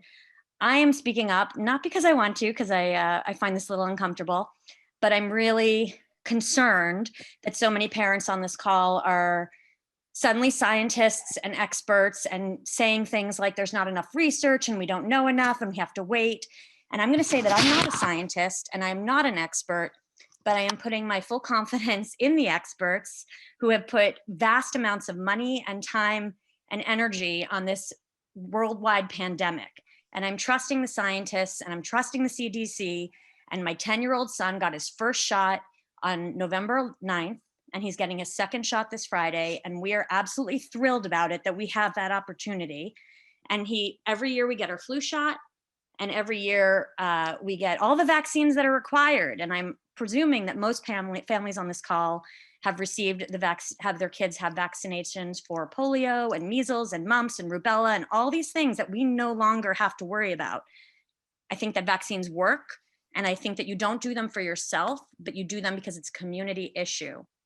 And I hear all these families saying that mandating or requiring a vaccine to participate in after school conflicts with their right to privacy, or it says that their kids are being discriminated against. And I think that that is nonsense. This is a choice. We're all making a choice. After school programs are not some sort of right. They're an opportunity. And I also think that my son deserves the right to go to a school where he feels safe and healthy, and he's around kids who have also taken those precautions. That's our right, and that's our choice. And I thank you for your time. Thank you very much. We have 5 more people, and then we'll go back to the school committee. Amy, name and address, please. Any others? Hi, my name's Amy Foster. I live on Cross Road in West Stockbridge. I wanted to thank you all for allowing me to speak. My first thing I wanted to say is, have you ever met a vaccine injured person? Because if you haven't, you're meeting one tonight. I received my COVID-19 vaccine, Pfizer lot number EW0217 on August Can I just 27th. ask you a question? I'm not taking your time away. Your relationship to the school district? I have two children, one in high school and one in middle school. Very much. Go ahead. Thank you. I have a VAERS case number 166182-1, a CDC case with VSafe, and a Pfizer case with the Pfizer company. I have been neurologically damaged. I suffer from tremors, tachycardia, which is a heart condition. I am walking with a walker at 45 years old, unable to work at this time. I do not want my children to have this vaccine because of what it has done to me and thousands of others. In the real, not rare, if you research that, you will see there are thousands of vaccine injured from the COVID-19 vaccines. As of November 12th, there have been 2,457,386 reported adverse reactions to this COVID vaccine. There are no long-term studies on what this vaccine can do, may do, will do to our children, especially the effects on their growth, reproductive, and fertility systems. Adolescents are reporting serious COVID vaccine injuries, including neurological, cardiac, and death. COVID vaccine injury reports for ages 12 to 17 have quadrupled since May. Adolescents are dropping on fields, basketball courts, and some are dying in their sleep. They don't all recover. Also, some adolescents are suffering from blood clots and Guillain-Barré from such vaccine. The pharmaceutical manufacturing companies and government are excused from any liability concerning the adverse reactions, conditions, or death it causes. No one is willing to sign a liability form for any and all adverse reactions, injuries, conditions, including death caused by the COVID-19 vaccine. And that is admitting their lack of belief and confidence in the safety of these shots. I can no longer get any kind of vaccine. I have 5 medical experts working with me on my cases, including 3 neurologists. I will not put my children through this. It's my choice. I don't want to see them in the condition I am in or worse. The other issue is the coercion to intend to get our children vaccinated, intentionally threatening them with punishment by banning them from after-school activities and promising them a return to normalcy if they take this shot, if they adhere to this new mandate policy. This is manipulation and abuse to the rules to serve your own agenda. Staff, excuse me? Your time is up. If you would wrap it up, please. Thank you for listening. Thank you. Next is Lisa. Name and address, please. My name is Lisa Fales. I live in Boston, Massachusetts, and I just had a question, if possible. I just want to know, do the schools get money for 100%? That's the next one. We said from the beginning, there were strict rules here. You need to have some connection to the school district. Stephen Boyd. Yep. Stephen Boyd. Thank you, guys. I'll be quick. I think a lot of people have touched on some really important points, and I'll note that I think this is a very hard decision, and that as a school committee in charge of the the governance of our district. You have to make the best decision that you can with the information. Just your address, Steve, not to interrupt, just your address, please. For the I record. apologize. You're absolutely right. Stephen Boyd. I live on Glendale Road in West Stockbridge. I have 2 kids in the high school. You guys got to make the best decision you can with all the information that you have at the moment that you have it, in the interest of public safety in the face of a rolling pandemic and crisis that has gone on for far too long. I want to highlight that I don't think that I've heard a mandate that sounds like an ultimatum in terms of the recommendation of Dr. Dillon and the school's policy. So I think that it's important to note that I don't hear anything here that suggests you're taking away liberties or freedoms or coming into my home and telling me what I have to do. I would note that I think that as a result of a public high school having to have, or a public school district needing to ensure a culture of care, that respect and inclusion goes 2 ways, and that we are often wearing masks and getting vaccinated to protect those that are most at risk, not simply ourselves. And that while we've heard a lot of statistics from specific sources, I would caution everyone against debating stats or the science. We know that these things can be skewed in ways that are favorable to an argument, but I would note that there are 198 million people that have been vaccinated in the United States, and there is an overwhelmingly large amount, a mountain of evidence, in fact, that suggests that these are highly effective and very safe vaccines. No disrespect and a ton of empathy for those of you who have been affected adversely by them.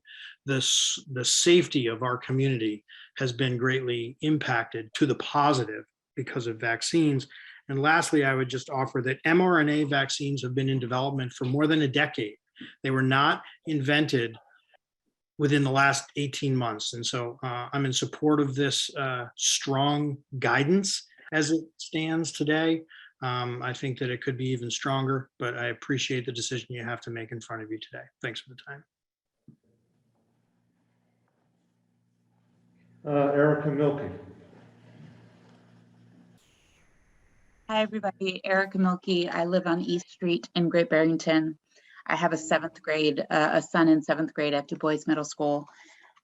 I hadn't planned on speaking, but it felt important to point out that anytime we have a decision to be made, there's 2 sides. And it depends on the wording of the email we get about the proposed debate, which side rallies more and then presents, in full force their side. And I saw this in the past 1.5 years whenever we were debating like a school closure, remote learning, stuff like that. And in this example, the email from Peter said that there was a potential vaccine mandate. So most people I know that are in favor of a vaccine mandate did not rally and research and present arguments because they thought that was the thing that was being proposed. And from what I can hear of these calls, the people who did rally were the people who thought their wishes were being acted against. So people who are against a COVID vaccine clearly rallied and prepared statements, as we are hearing tonight. And as Stephen pointed out, what's being proposed is totally not a mandate. No rights are being infringed upon. My blood is boiling hearing comparisons to racial segregation and racial discrimination, comparisons to the Holocaust. This is ludicrous. No one is being coerced into doing anything with what's being proposed at the moment by Peter. There's a clear plan B for folks who don't want to get vaccinated to still participate in after-school activities, and it's not a change in the policy as it exists now. So I've just been sitting here yelling at my computer. Sad that we're in webinar format and people can't see my facial expressions as people are presenting, but I would really like to thank the 8th grade student who presented, Stephen, Joshua Briggs, and Jessica, for presenting just kind of like a flip side.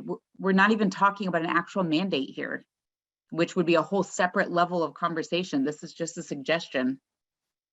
And yeah, that's all. Thanks. Thank you. Next, Just, people keep putting their hands up. Yeah, there's one more left on your, when you said five, Yeah. you cut it off. Yeah, One so left. because I'm going to allow no one past now. Anyone who has a hand up will be allowed to talk, and that's it.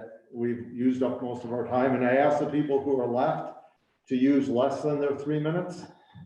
And I know Rich is gonna scream at me afterwards, but Now another person put their hand up. no, we're not going to take anyone else.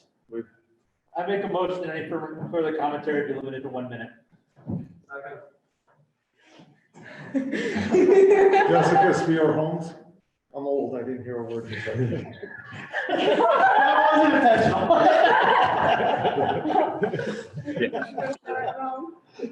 Hi, this is Alistair Holmes. I'm here with Jessica Spear Holmes. We live on Hollenbeck in Great Barrington, and we have 3 kids in the school district. I would just like to put our support behind the vaccine mandate. I'm a pediatric critical care nurse, and I've seen firsthand what COVID has done to both children and adults. And it seems very obvious to me that it's the right thing for the community. Thank you. Thank you very much. Next would be Rabbi Gordon. Why does it disappear? There it is. Go right ahead. Hi there, Jody Gordon is just fine for tonight. I am a parent of 2 children at Muddy Brook. We live on West Park Street in Lee. Both of our girls in kindergarten and 2nd grade are now already fully vaccinated. So the few points I want to add to this conversation tonight are, first, that vaccine mandates simply are part of the social contract. It's how we protect one another. Vaccines are mandated to send children to school already. It's how we can send our kids to school without fear of contracting polio or measles. Last year, the district mandated flu vaccines, all of which is to say this is not new or revolutionary in any way. In response to the question of choice, choices do have consequences. I would be in favor of requiring weekly pool testing for any unvaccinated students attending school, not just after school activities. And as a parent, I value the expertise of doctors and scientists, which I am not. Jessica Provon's already made this point quite eloquently. Last thing I want to share, and this is anecdotally, I am responsible for a supplemental school program in Great Barrington. We have already passed a vaccine mandate for the 80+ eligible students in our program. We were guided by public health experts, including an infectious disease doctor who works at Hartford Children's Hospital, in making this decision. And the point is this: we are finally at a point in this pandemic where we have the opportunity to not just minimize risk of infection, but now to mitigate the risk of disruption to our day-to-day lives by having our kids dinged as close contacts and missing school. So my hope for tonight is that Berkshire Hills will make the decision to add the COVID-19 vaccine to the list of already required vaccines. Thanks for your time. Thank you very much. Next is Mark Sprague. Did you miss Rebecca? Rebecca Honig, I'm sorry. Yes, I did. Thank you. Rebecca Honig, 13 Main Road, Tyringham, Massachusetts. 3 children in the district, all of them fully vaccinated. I wasn't going to speak because I submitted a letter, but I cannot let the Roy family feel like they are a minority in this community in wanting a mandate.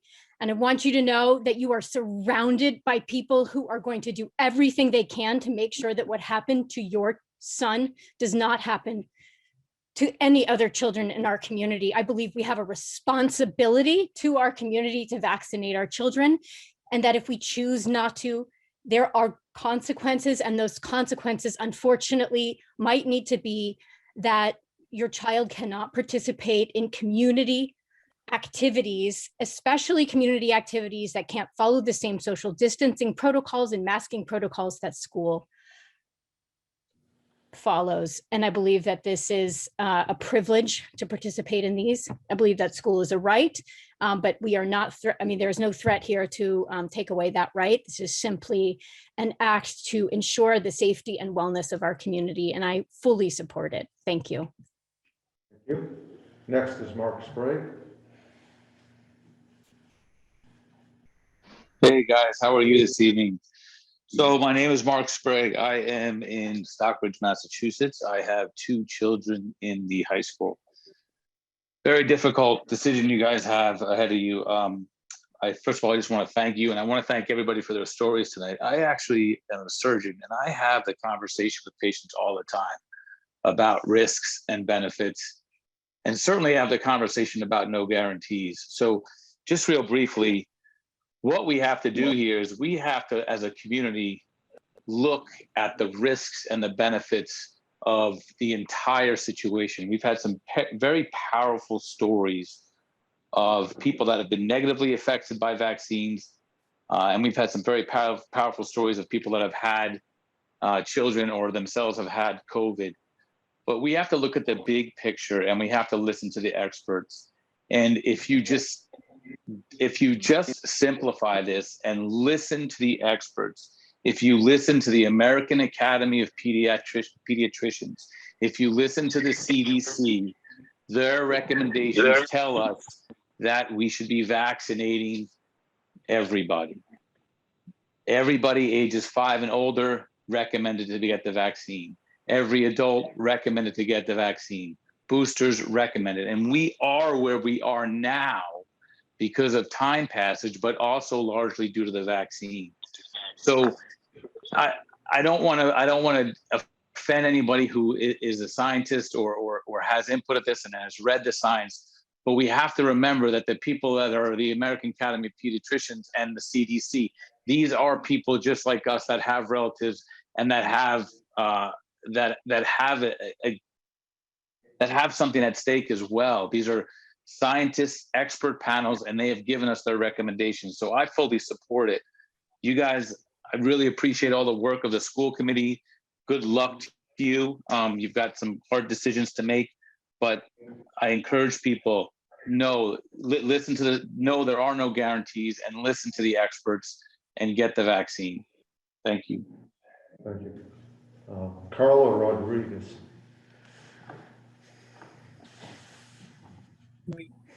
Yes, hi. Thanks for taking time to listen. My name is Carla. I have 3 children within the school system.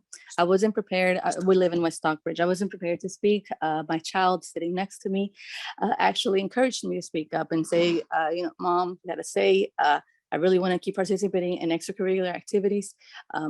I find that it isn't fair if I make the choice for my family to be vaccinated or not, to take away the extracurricular activities that are actually helping students who are going through enough already with masks, social distancing, not having play dates. I feel like we shouldn't take this away. It seems like a punishment to me. And we were doing extracurricular activities in the spring. We were with other students, and I still have yet to find a case where it was spread within a team or within the cafeteria when they're eating or socializing. I have yet to find out of cases where it's spread so thus far. So I really just hope that you guys listen and take our comments and our feelings, our beliefs into consideration. And I thank you for your time and for everyone that spoke up. Everyone has great comments, great beliefs. So I don't envy you in precision right now. It's going to be tough. Thank you. Thank you. There are 4 more people with their hands up, and that's all I'm taking. And I'm going to ask them to keep it as short as possible. It's been a long night. So Sylvia. Hi, my name is Sylvia Ovchukovska, and I have a daughter in the kindergarten. I live in the 4 Meadow Street in Housatonic.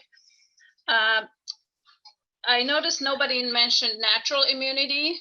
Some children had the COVID already. Are they going to be able to participate or not? We know this is an experimental vaccine and there are no long-term studies. So what's going to happen next year? Are you going to be requiring boosters, and when are the boosters going to end, if ever?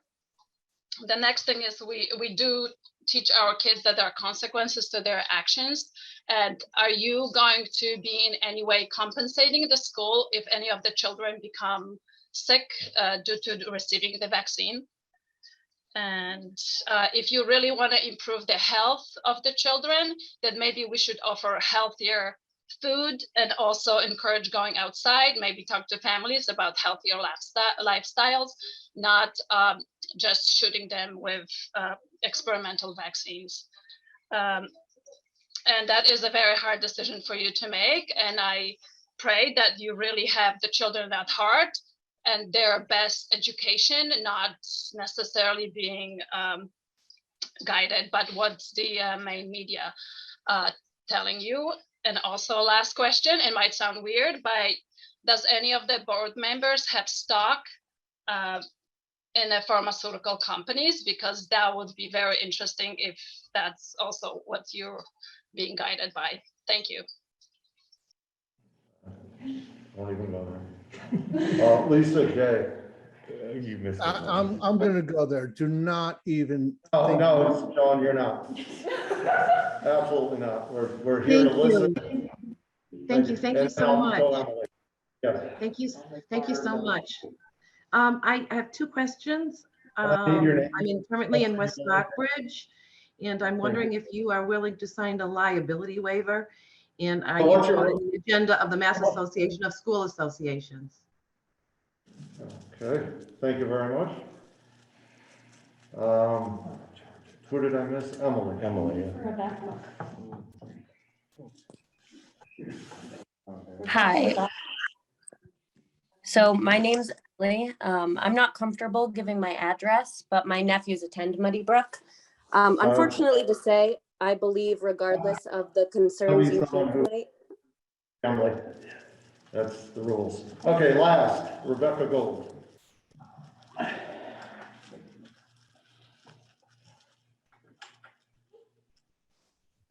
Okay, hi, Rebecca Gold. I'm at 1 Barrington Place in Great Barrington. I've got 3 children in the district, 1 at each school.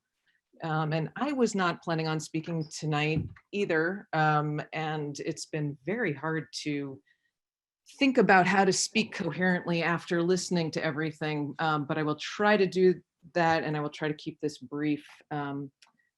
Basically, what I'm hoping is that the school committee will resume the discussion they were having before all of these comments came in from the public. I think the track you were on was a good one, and I think it represents the feeling and the thoughts and beliefs that most parents in the district feel. We've had vaccine mandates in the state since the 1800s. And people have been protesting them since that time as well. These times call for bravery, and most parents, I think, hope that the school committee will continue to lead with the bravery they have shown with mask mandates in the school, with social distancing. All of the caution that you have exercised is what most parents really appreciate, and a COVID vaccine mandate is the logical next step. And one real small detail, the discussion you were having was really focused on sports, but I have a son who's in band, and I am very concerned about all the breathing that happens in that windowless, stuffy room. So please don't forget about musicians and other extracurriculars. And thank you very much. Thank you very much. So that's all the comments we're taking this evening.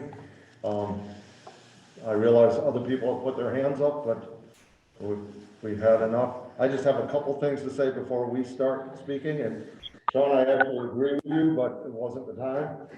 Anyone who challenges the ethics of this school committee would need to go through me and Dr. Dillon, because these are really hardworking people who get paid zero and put in an inordinate amount of hours, including tonight. And so you can say what you want, you can have your beliefs, you can have your scientific views, which are different from people to people, different than night and day. But please don't challenge the ethics of this school committee unless you have some really strong evidence, which you will not have for this school committee. So I will just leave it at that. I don't lose my temper much, but you know, you want to convince us how to do something, that wasn't the way to do it. So let's go ahead and we can decide to vote tonight, or we can push this off to the next meeting. We've had all the public comment we're going to have, so who would like to speak from the school committee? And the abstain still there. I can start. I think that the way that Rich laid it out at the beginning of the meeting makes it very simple, very clear what the limitations of this policy change are going to be. And I haven't heard anything convincing tonight about how that could possibly be detrimental to students. So I think we should move forward with our proposed policy. So I'm comfortable voting tonight if somebody wants to make a motion. Yeah, But if people want to push it off too, I don't need to, but I just want to say one thing. People who didn't hear at the beginning, although Dr. Dillon was very clear about it, even though we couldn't share the screen tonight, the mandate was, the recommendation for the mandate was taken off the table for a different recommendation. And I think a lot of people didn't hear that. Now, the school committee could not take his recommendation, but just to be clear, that Peter, do you just want to repeat? Yeah, so let me read it one more time. And this is slightly different than what originally went around in the email. And I'll read it in its entirety and then I'll state that again.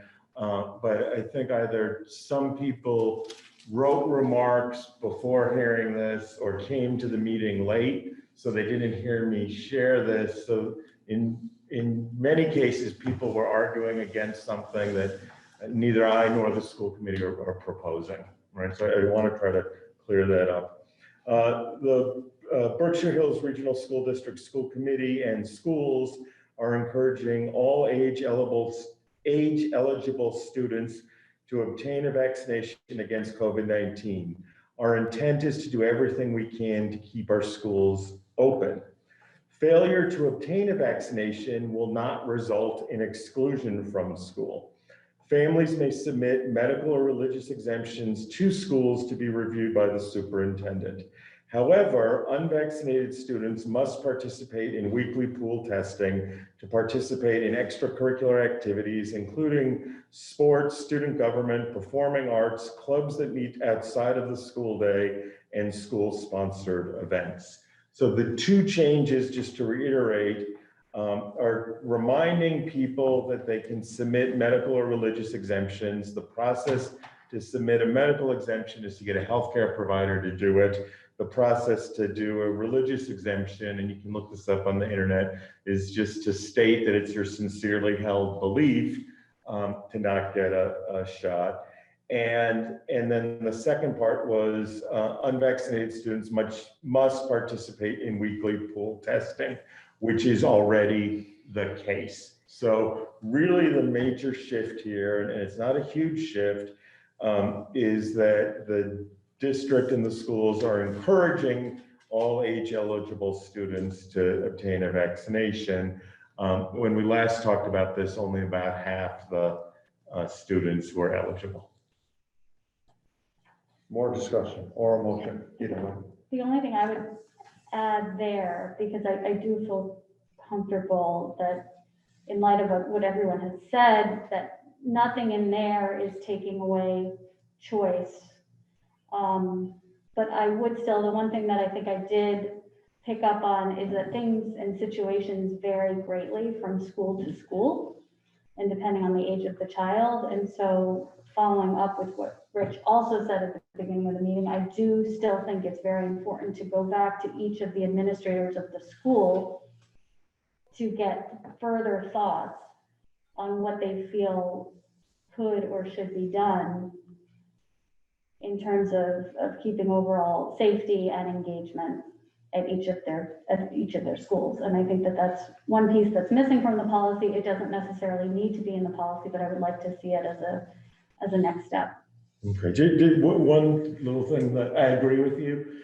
The administrators are comfortable with this. That's part of why we revised it this way. But every week every couple of weeks when we have a school committee meeting, we do an update on COVID-19 anyway. We can have some of that be part of our conversation, right? It's one thing to hear about the data and the number of cases. It's a whole nother thing to talk about where we're having success and where there are areas for growth and how they continue to innovate to try to make it better. I think the only change I would ask for is that the pool testing not only apply to students participating in extracurriculars, but all students in schools. And that's. I don't think that's a bad idea. Other discussion? I don't know, is that possible to? I don't, I like the idea. I don't know if we have the capacity to double or almost triple our pool testing. Well, the high school, you're only talking about 15%. Yeah. Wait a minute, that's different. He said all students. No, sorry, excuse me. So All the unvaccinated Okay, students. So that's the a current very- policy is that the unvaccinated students would only have to pool test in order to participate in extracurriculars, but that all unvaccinated students must participate in order to attend school. One thing that does is makes it, and Peter may disagree with me, life in the school as an administrator much easier. You don't have to figure out who's participating and then who's pool testing. You just have to figure out who's unvaccinated. And also who's producing what? I mean, you may play soccer in the fall and then you a couple months off and now you're in the play and then. And all of a sudden you decide to join the quiz team if there still is one and you gotta go in there and the administrator doesn't realize that you decide to join. I mean, it just seems like to make it easier. My only slight concern about it is some families talked about and I don't even want to repeat the word, right? But kids being separated in some way. And well, vaccinated kids can choose to participate in pool testing, and many do. To only pool test the unvaccinated students might Stigmatize. stigmatize. But if you're allowing vaccinated students to pool test.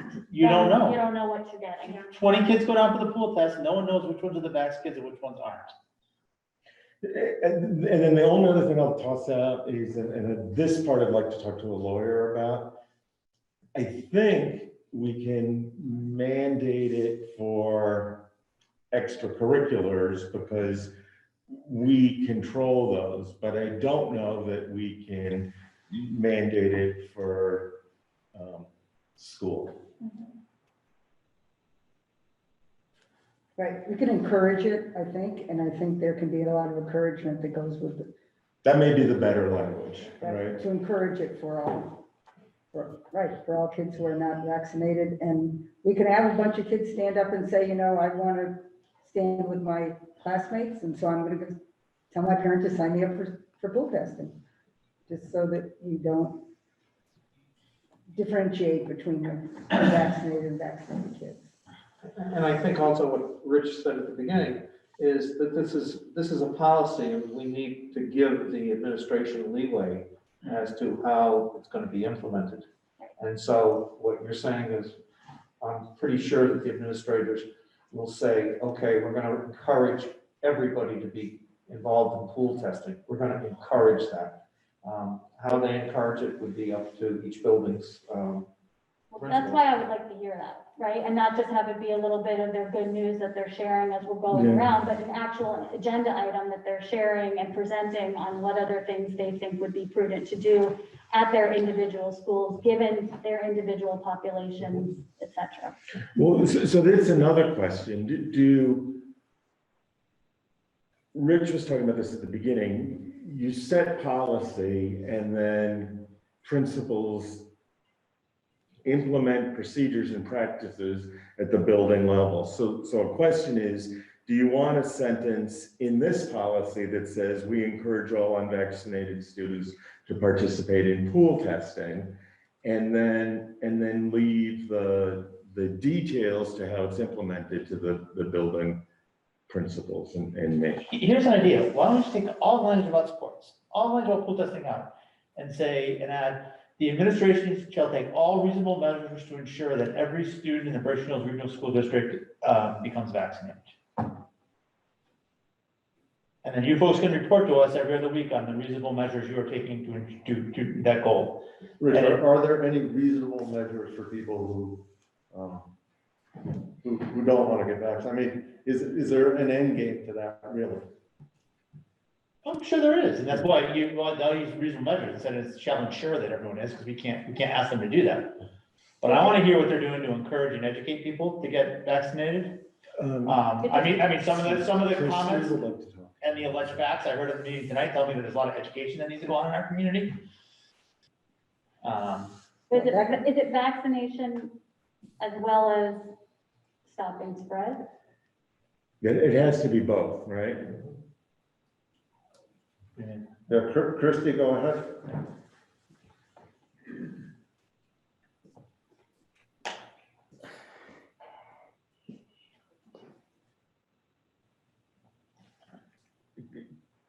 Christie, are you there? Did you promote her?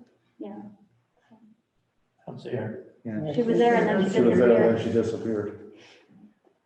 Hopefully she'll come back.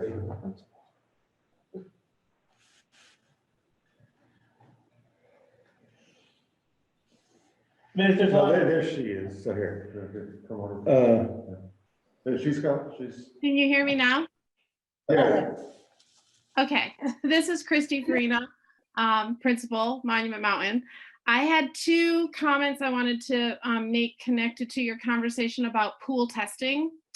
One, you were just talking a little bit about pool testing. Right now, we're requiring unvaccinated students who are participating in activities, and there was some discussion about whether or not it might be worthwhile considering pool testing all unvaccinated students. I don't have a particular opinion on it, but I did just want to point out that if an unvaccinated student is already registered for pool testing and a pool comes back positive, we can immediately begin test and stay with them because we already have consent for testing.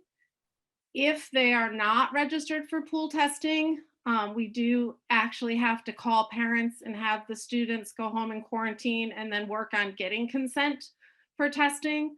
So that's if an unvaccinated student is identified as a close contact of someone who is positive. So there's just that added advantage of unvaccinated students already being signed up for pool testing that I just wanted to highlight for the committee to consider. The other piece of this that I do want to just highlight, and quite a few of the people who spoke this evening spoke to this, and that is that we are having both vaccinated and unvaccinated people at this point show up as positives. It's not just our unvaccinated. So when you guys were talking about risk associated to students, particularly in sports, right now, we're at a state where vaccinated students are not required to participate in pool testing to participate in sports. And those students could potentially be carriers and they're not being required to participate in pool testing. And I think that's something in the context of this conversation that the committee should consider. Thank you. I agree. I think all students should be participating in pool testing. If we cannot do that, then I think all students participating in extracurricular activities should be getting pool tested. And I think we should be recommending vaccines. That would take care of the segregation. Well, we did that September through how many October. We Yeah, required and we it. backed out of it, yeah. I would just jump in one last time.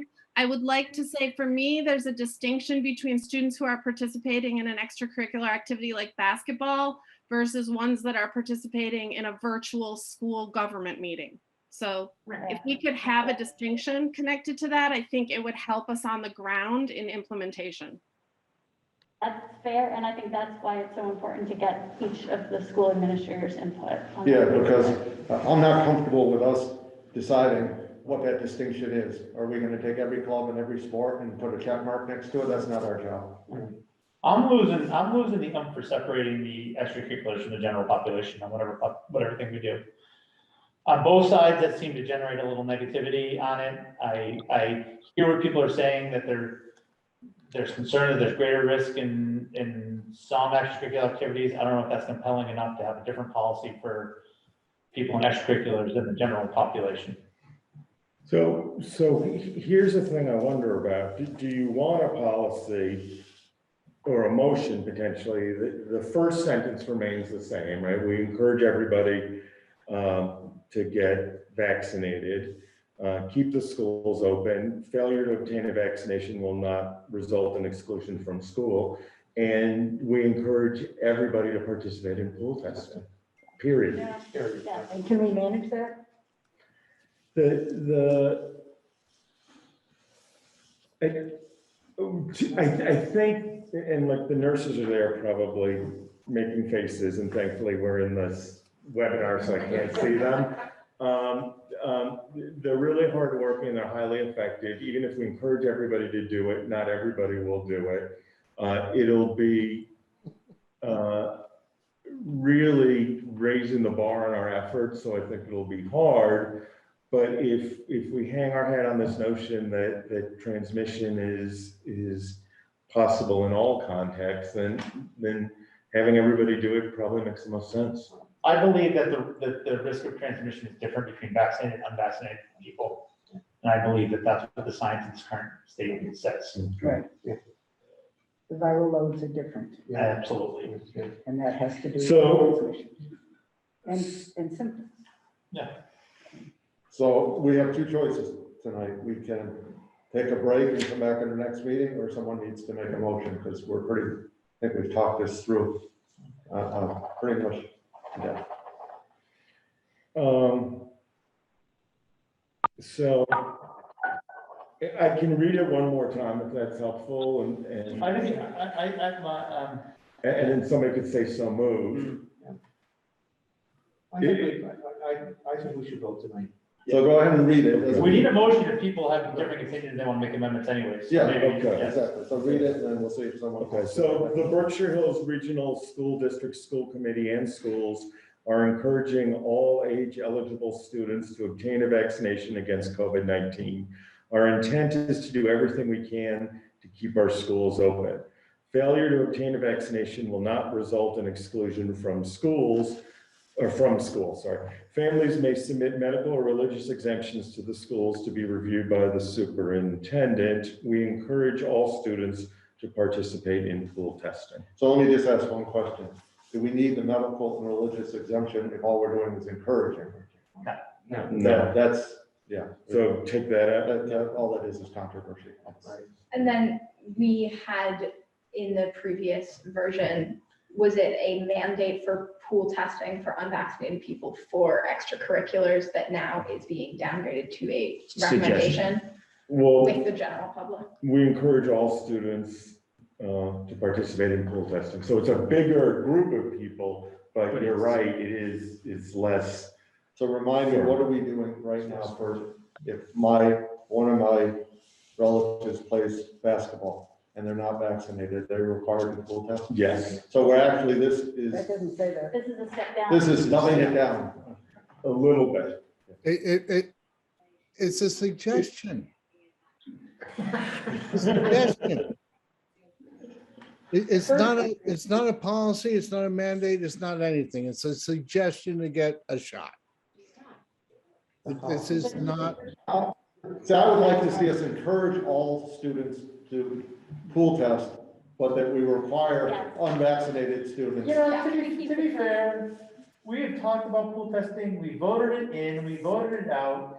We came here to talk about a vaccine mandate. Yeah, which we're not doing. Which we're back to pool testing. Yes. Like, let's get off pool testing. If somebody wants to make a separate motion about pool testing, at any time they can do that. But I think we called together a bunch of people to talk about a vaccine mandate. I think they're entitled to know what we're doing about a vaccine mandate. Well, clearly, if we don't vote tonight on a vaccine mandate, instead vote on pool testing, we're not doing a vaccine mandate. Yeah, oh, exactly. Yeah, so. And I appreciate people who highlighted the use of that word mandate, you know. Can we keep the existing policy with pool testing for extracurriculars and move on this vaccine encouragement without changing that? Yeah. And then just strongly encourage pool testing. Certainly, and we could step up, we could do what we're doing with unvaccinated students for extracurriculars and encourage more vaccinated students to also participate. And that doesn't have to be a policy. I think it makes sense to mandate pool testing for all extracurriculars. And we can do it by school for monument students and for the that we need to voice students. I mean, the other thing to do is you vote on the vaccination thing and we talk, the principals have some time to detail what the higher risk activities are, right? So virtual student government, you're just talking into your screen, there's no risk, right? I really don't want to get into principals recommending to us, these three should have pool testing, those two don't. I think it's got to be something more general than that. Yeah, and I think the point of it is that it's not that there's a transmission during the Zoom meeting for student government, but it's that is then a whole nother subset of students, 30 or 40 students that are in the daily population that are interacting with every single student in that building that are then required to be part of that pool testing. Because I think at the end of the day, the goal is to try and get as many students tested as possible to ensure that our schools stay open and that our environment is as safe as possible. Our goal is to get as many students vaccinated as possible. Right, that's goal number one. I'd like to make a language change to the first section that I think correctly states what we're doing here today, and then we can move on to anything else. So with that, I move that it becomes the policy of the Berkshire Hills Regional School Committee that all eligible students obtain a vaccination against COVID-19. Failure to obtain a vaccination will not in any case ever result in exclusion from school. That is my motion. Do I have a second? Second. Further discussion. Now, I realize that there could be other motions about pool testing, et cetera, but what Rich is doing is getting the vaccine off the table. Yes. Rich, so my question is, what's different from what we have in place now? Mild language change. I think it's stronger language. It's our policy that all eligible students should obtain a vaccination against COVID-19. Again, All your same concerns, Sean, about there being no real teeth to this remain. I just think the language is stronger, and I think it more accurately describes this body's role and what we're doing. So I have a motion, and I have a second. Go ahead, Sean, I'm sorry. Sean, go ahead. No, I'm just, I honestly don't recognize the difference between what we have in place now and what we're trying to do at this point. I don't think there is a difference. I just don't think we have a foot to stand on, right? As a school district, the lawyers and Dr. Dillon have made it clear that we have no possibility of mandating a vaccine, right? So that's not even on the table. But what this does is this creates a policy that Sean, I completely agree with you. This is not what I want, but this is all that we can do. So I'm not sure we have anything on the table right now, like we're replacing. Well, I made my motion. Rich has some motion. No, what I'm saying is John keeps saying that this doesn't do anything better than what we have now. We don't have a vaccine mandate or recommendation now. We have nothing about vaccines. This would be the first thing we vote on for vaccines. So there is, there's nothing right now. This formalizes our policy on vaccines. Correct. So, Sean, it may not have the teeth you want, or I want, or anybody else, but it does give us a stand, which we have not taken previously. Yes.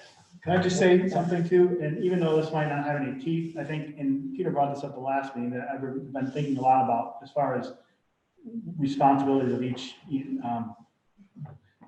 form of government. And it's really the state or the town Board of Health that has set vaccine mandates in the past for all the, polio, et cetera. And so I think it's really incumbent upon them, either the Great Barrington Board of Health or the state, to act on any kind of mandate, and then we'll follow along. That's when we've gotten our guidance from all the other vaccines. But I think by setting this policy, the Board of Health as well as the state is going to know our position on it, and maybe if enough school systems do this, then that'll affect them one way or another. So I think this is our way of saying to the Board of Health and to the state, the Board of Education, et cetera, that this is how we feel, and that at some point, like every other vaccine, there might come a time where there is a mandate, and this might move it along. I would agree with that. Yeah. So we have a motion and a second. It's a roll call vote. Ann. Aye. Jason. Aye. Sean. No. Bonnie is, I don't think she's joined us. Molly, Aye. Bill, Aye. Diane, Yes. Corey, Aye. Rich, Aye. and I. So if my math is still good, it's 8-1, it passes. Do I have any other motions or discussion?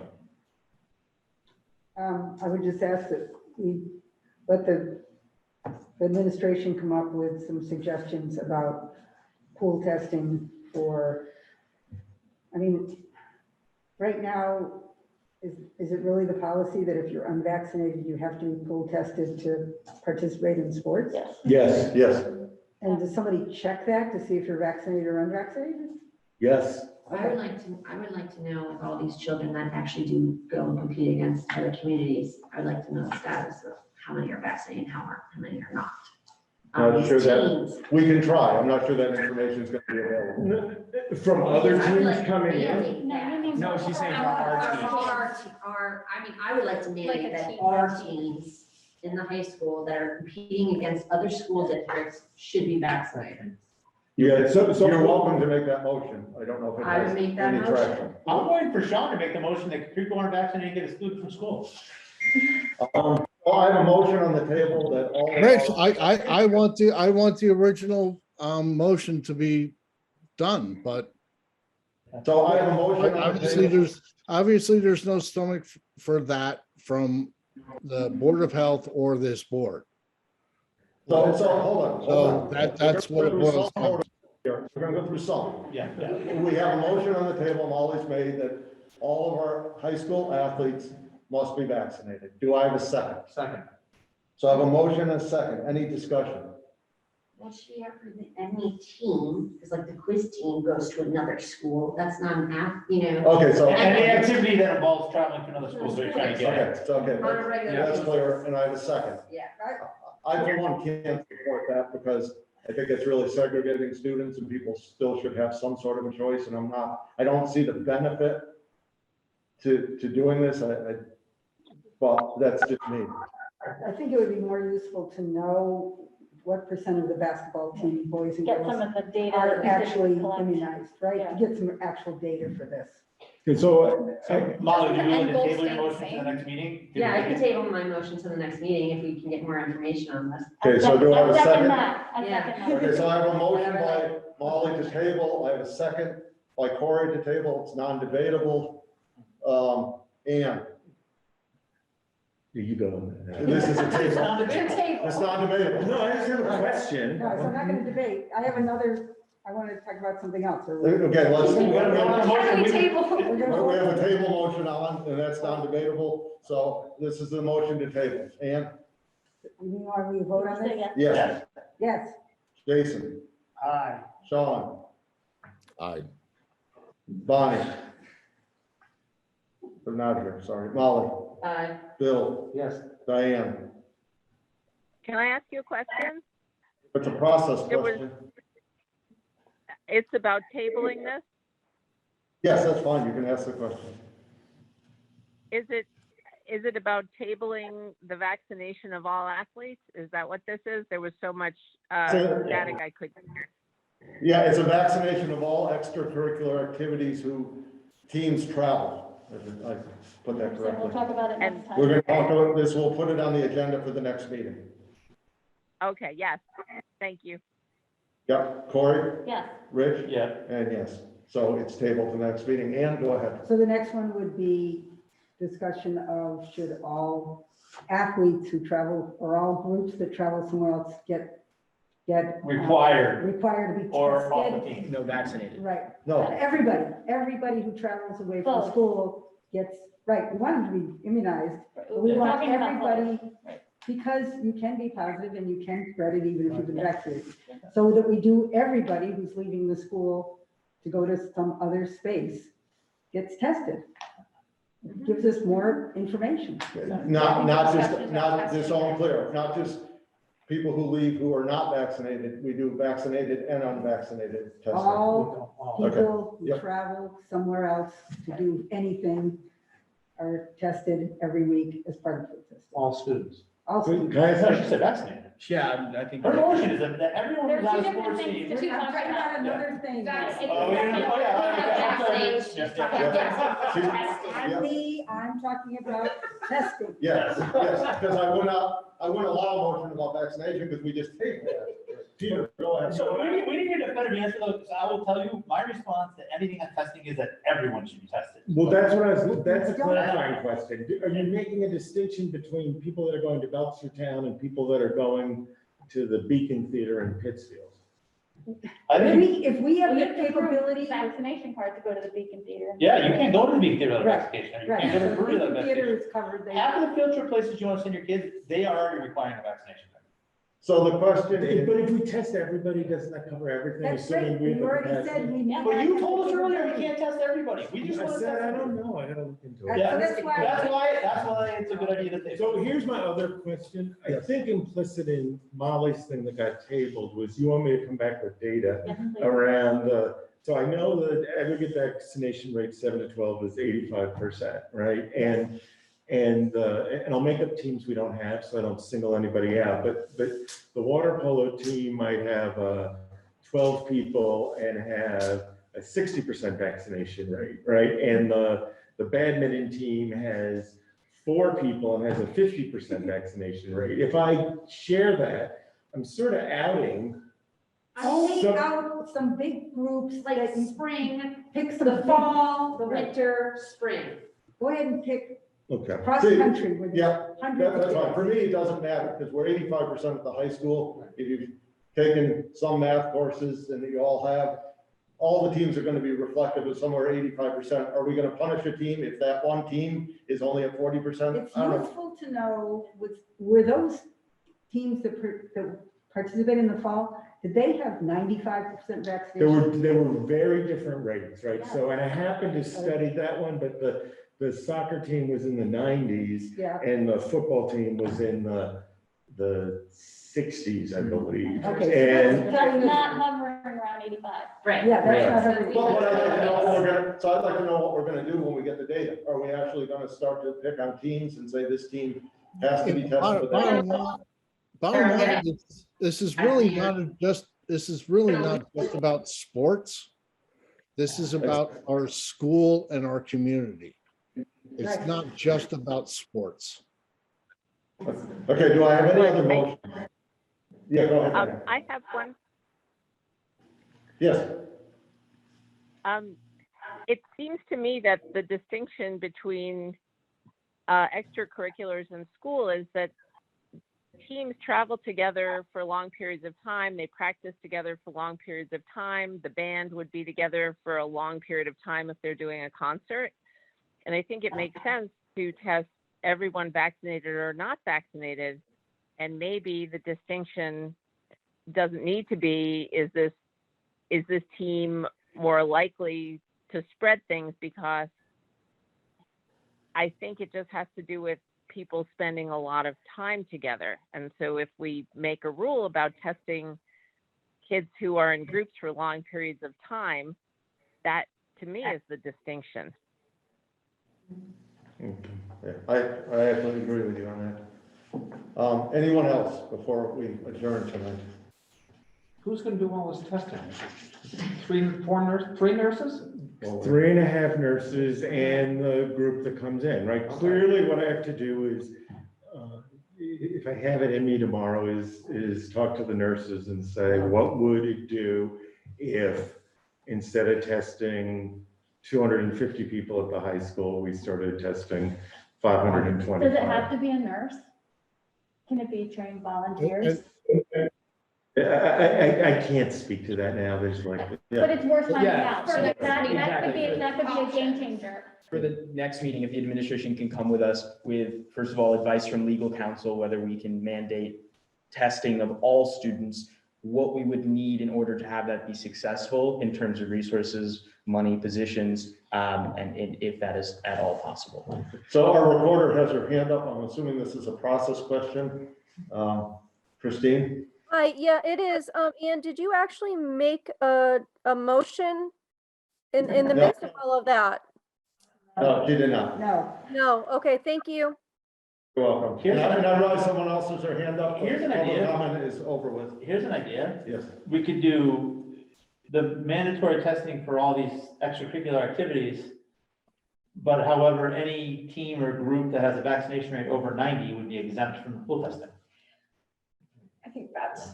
I think the important part that we've heard is that even though you're vaccinated, you could still be transmitting and carrying The COVID. point, again, the point is, it's about the school and the whole community. It's not about sports.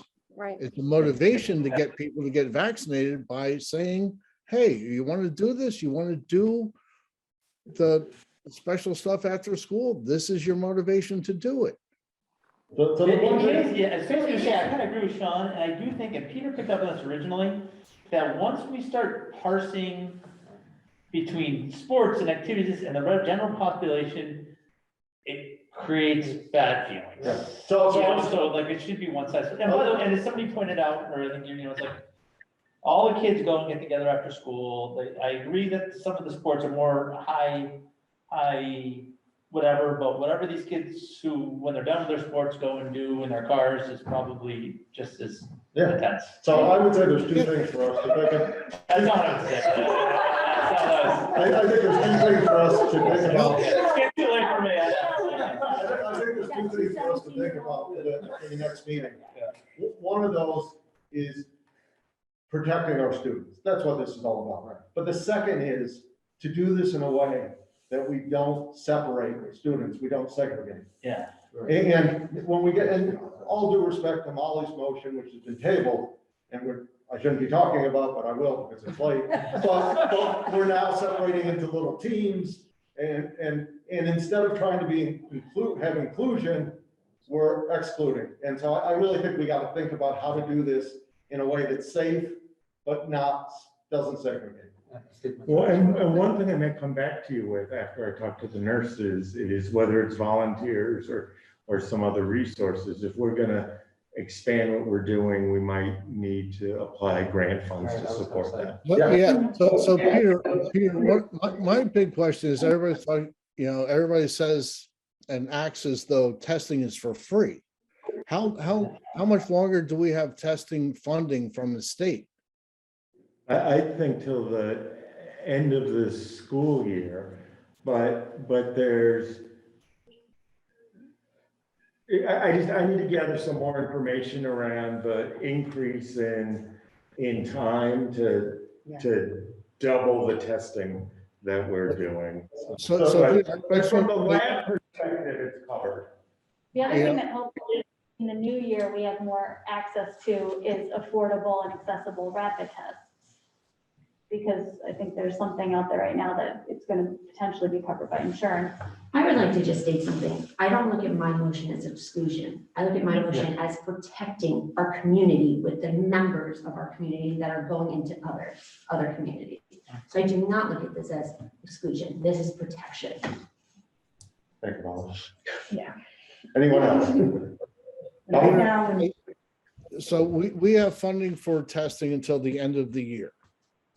The school year, yeah, till June. End of the school year. After that, there's no guarantee that we have funding for testing at all.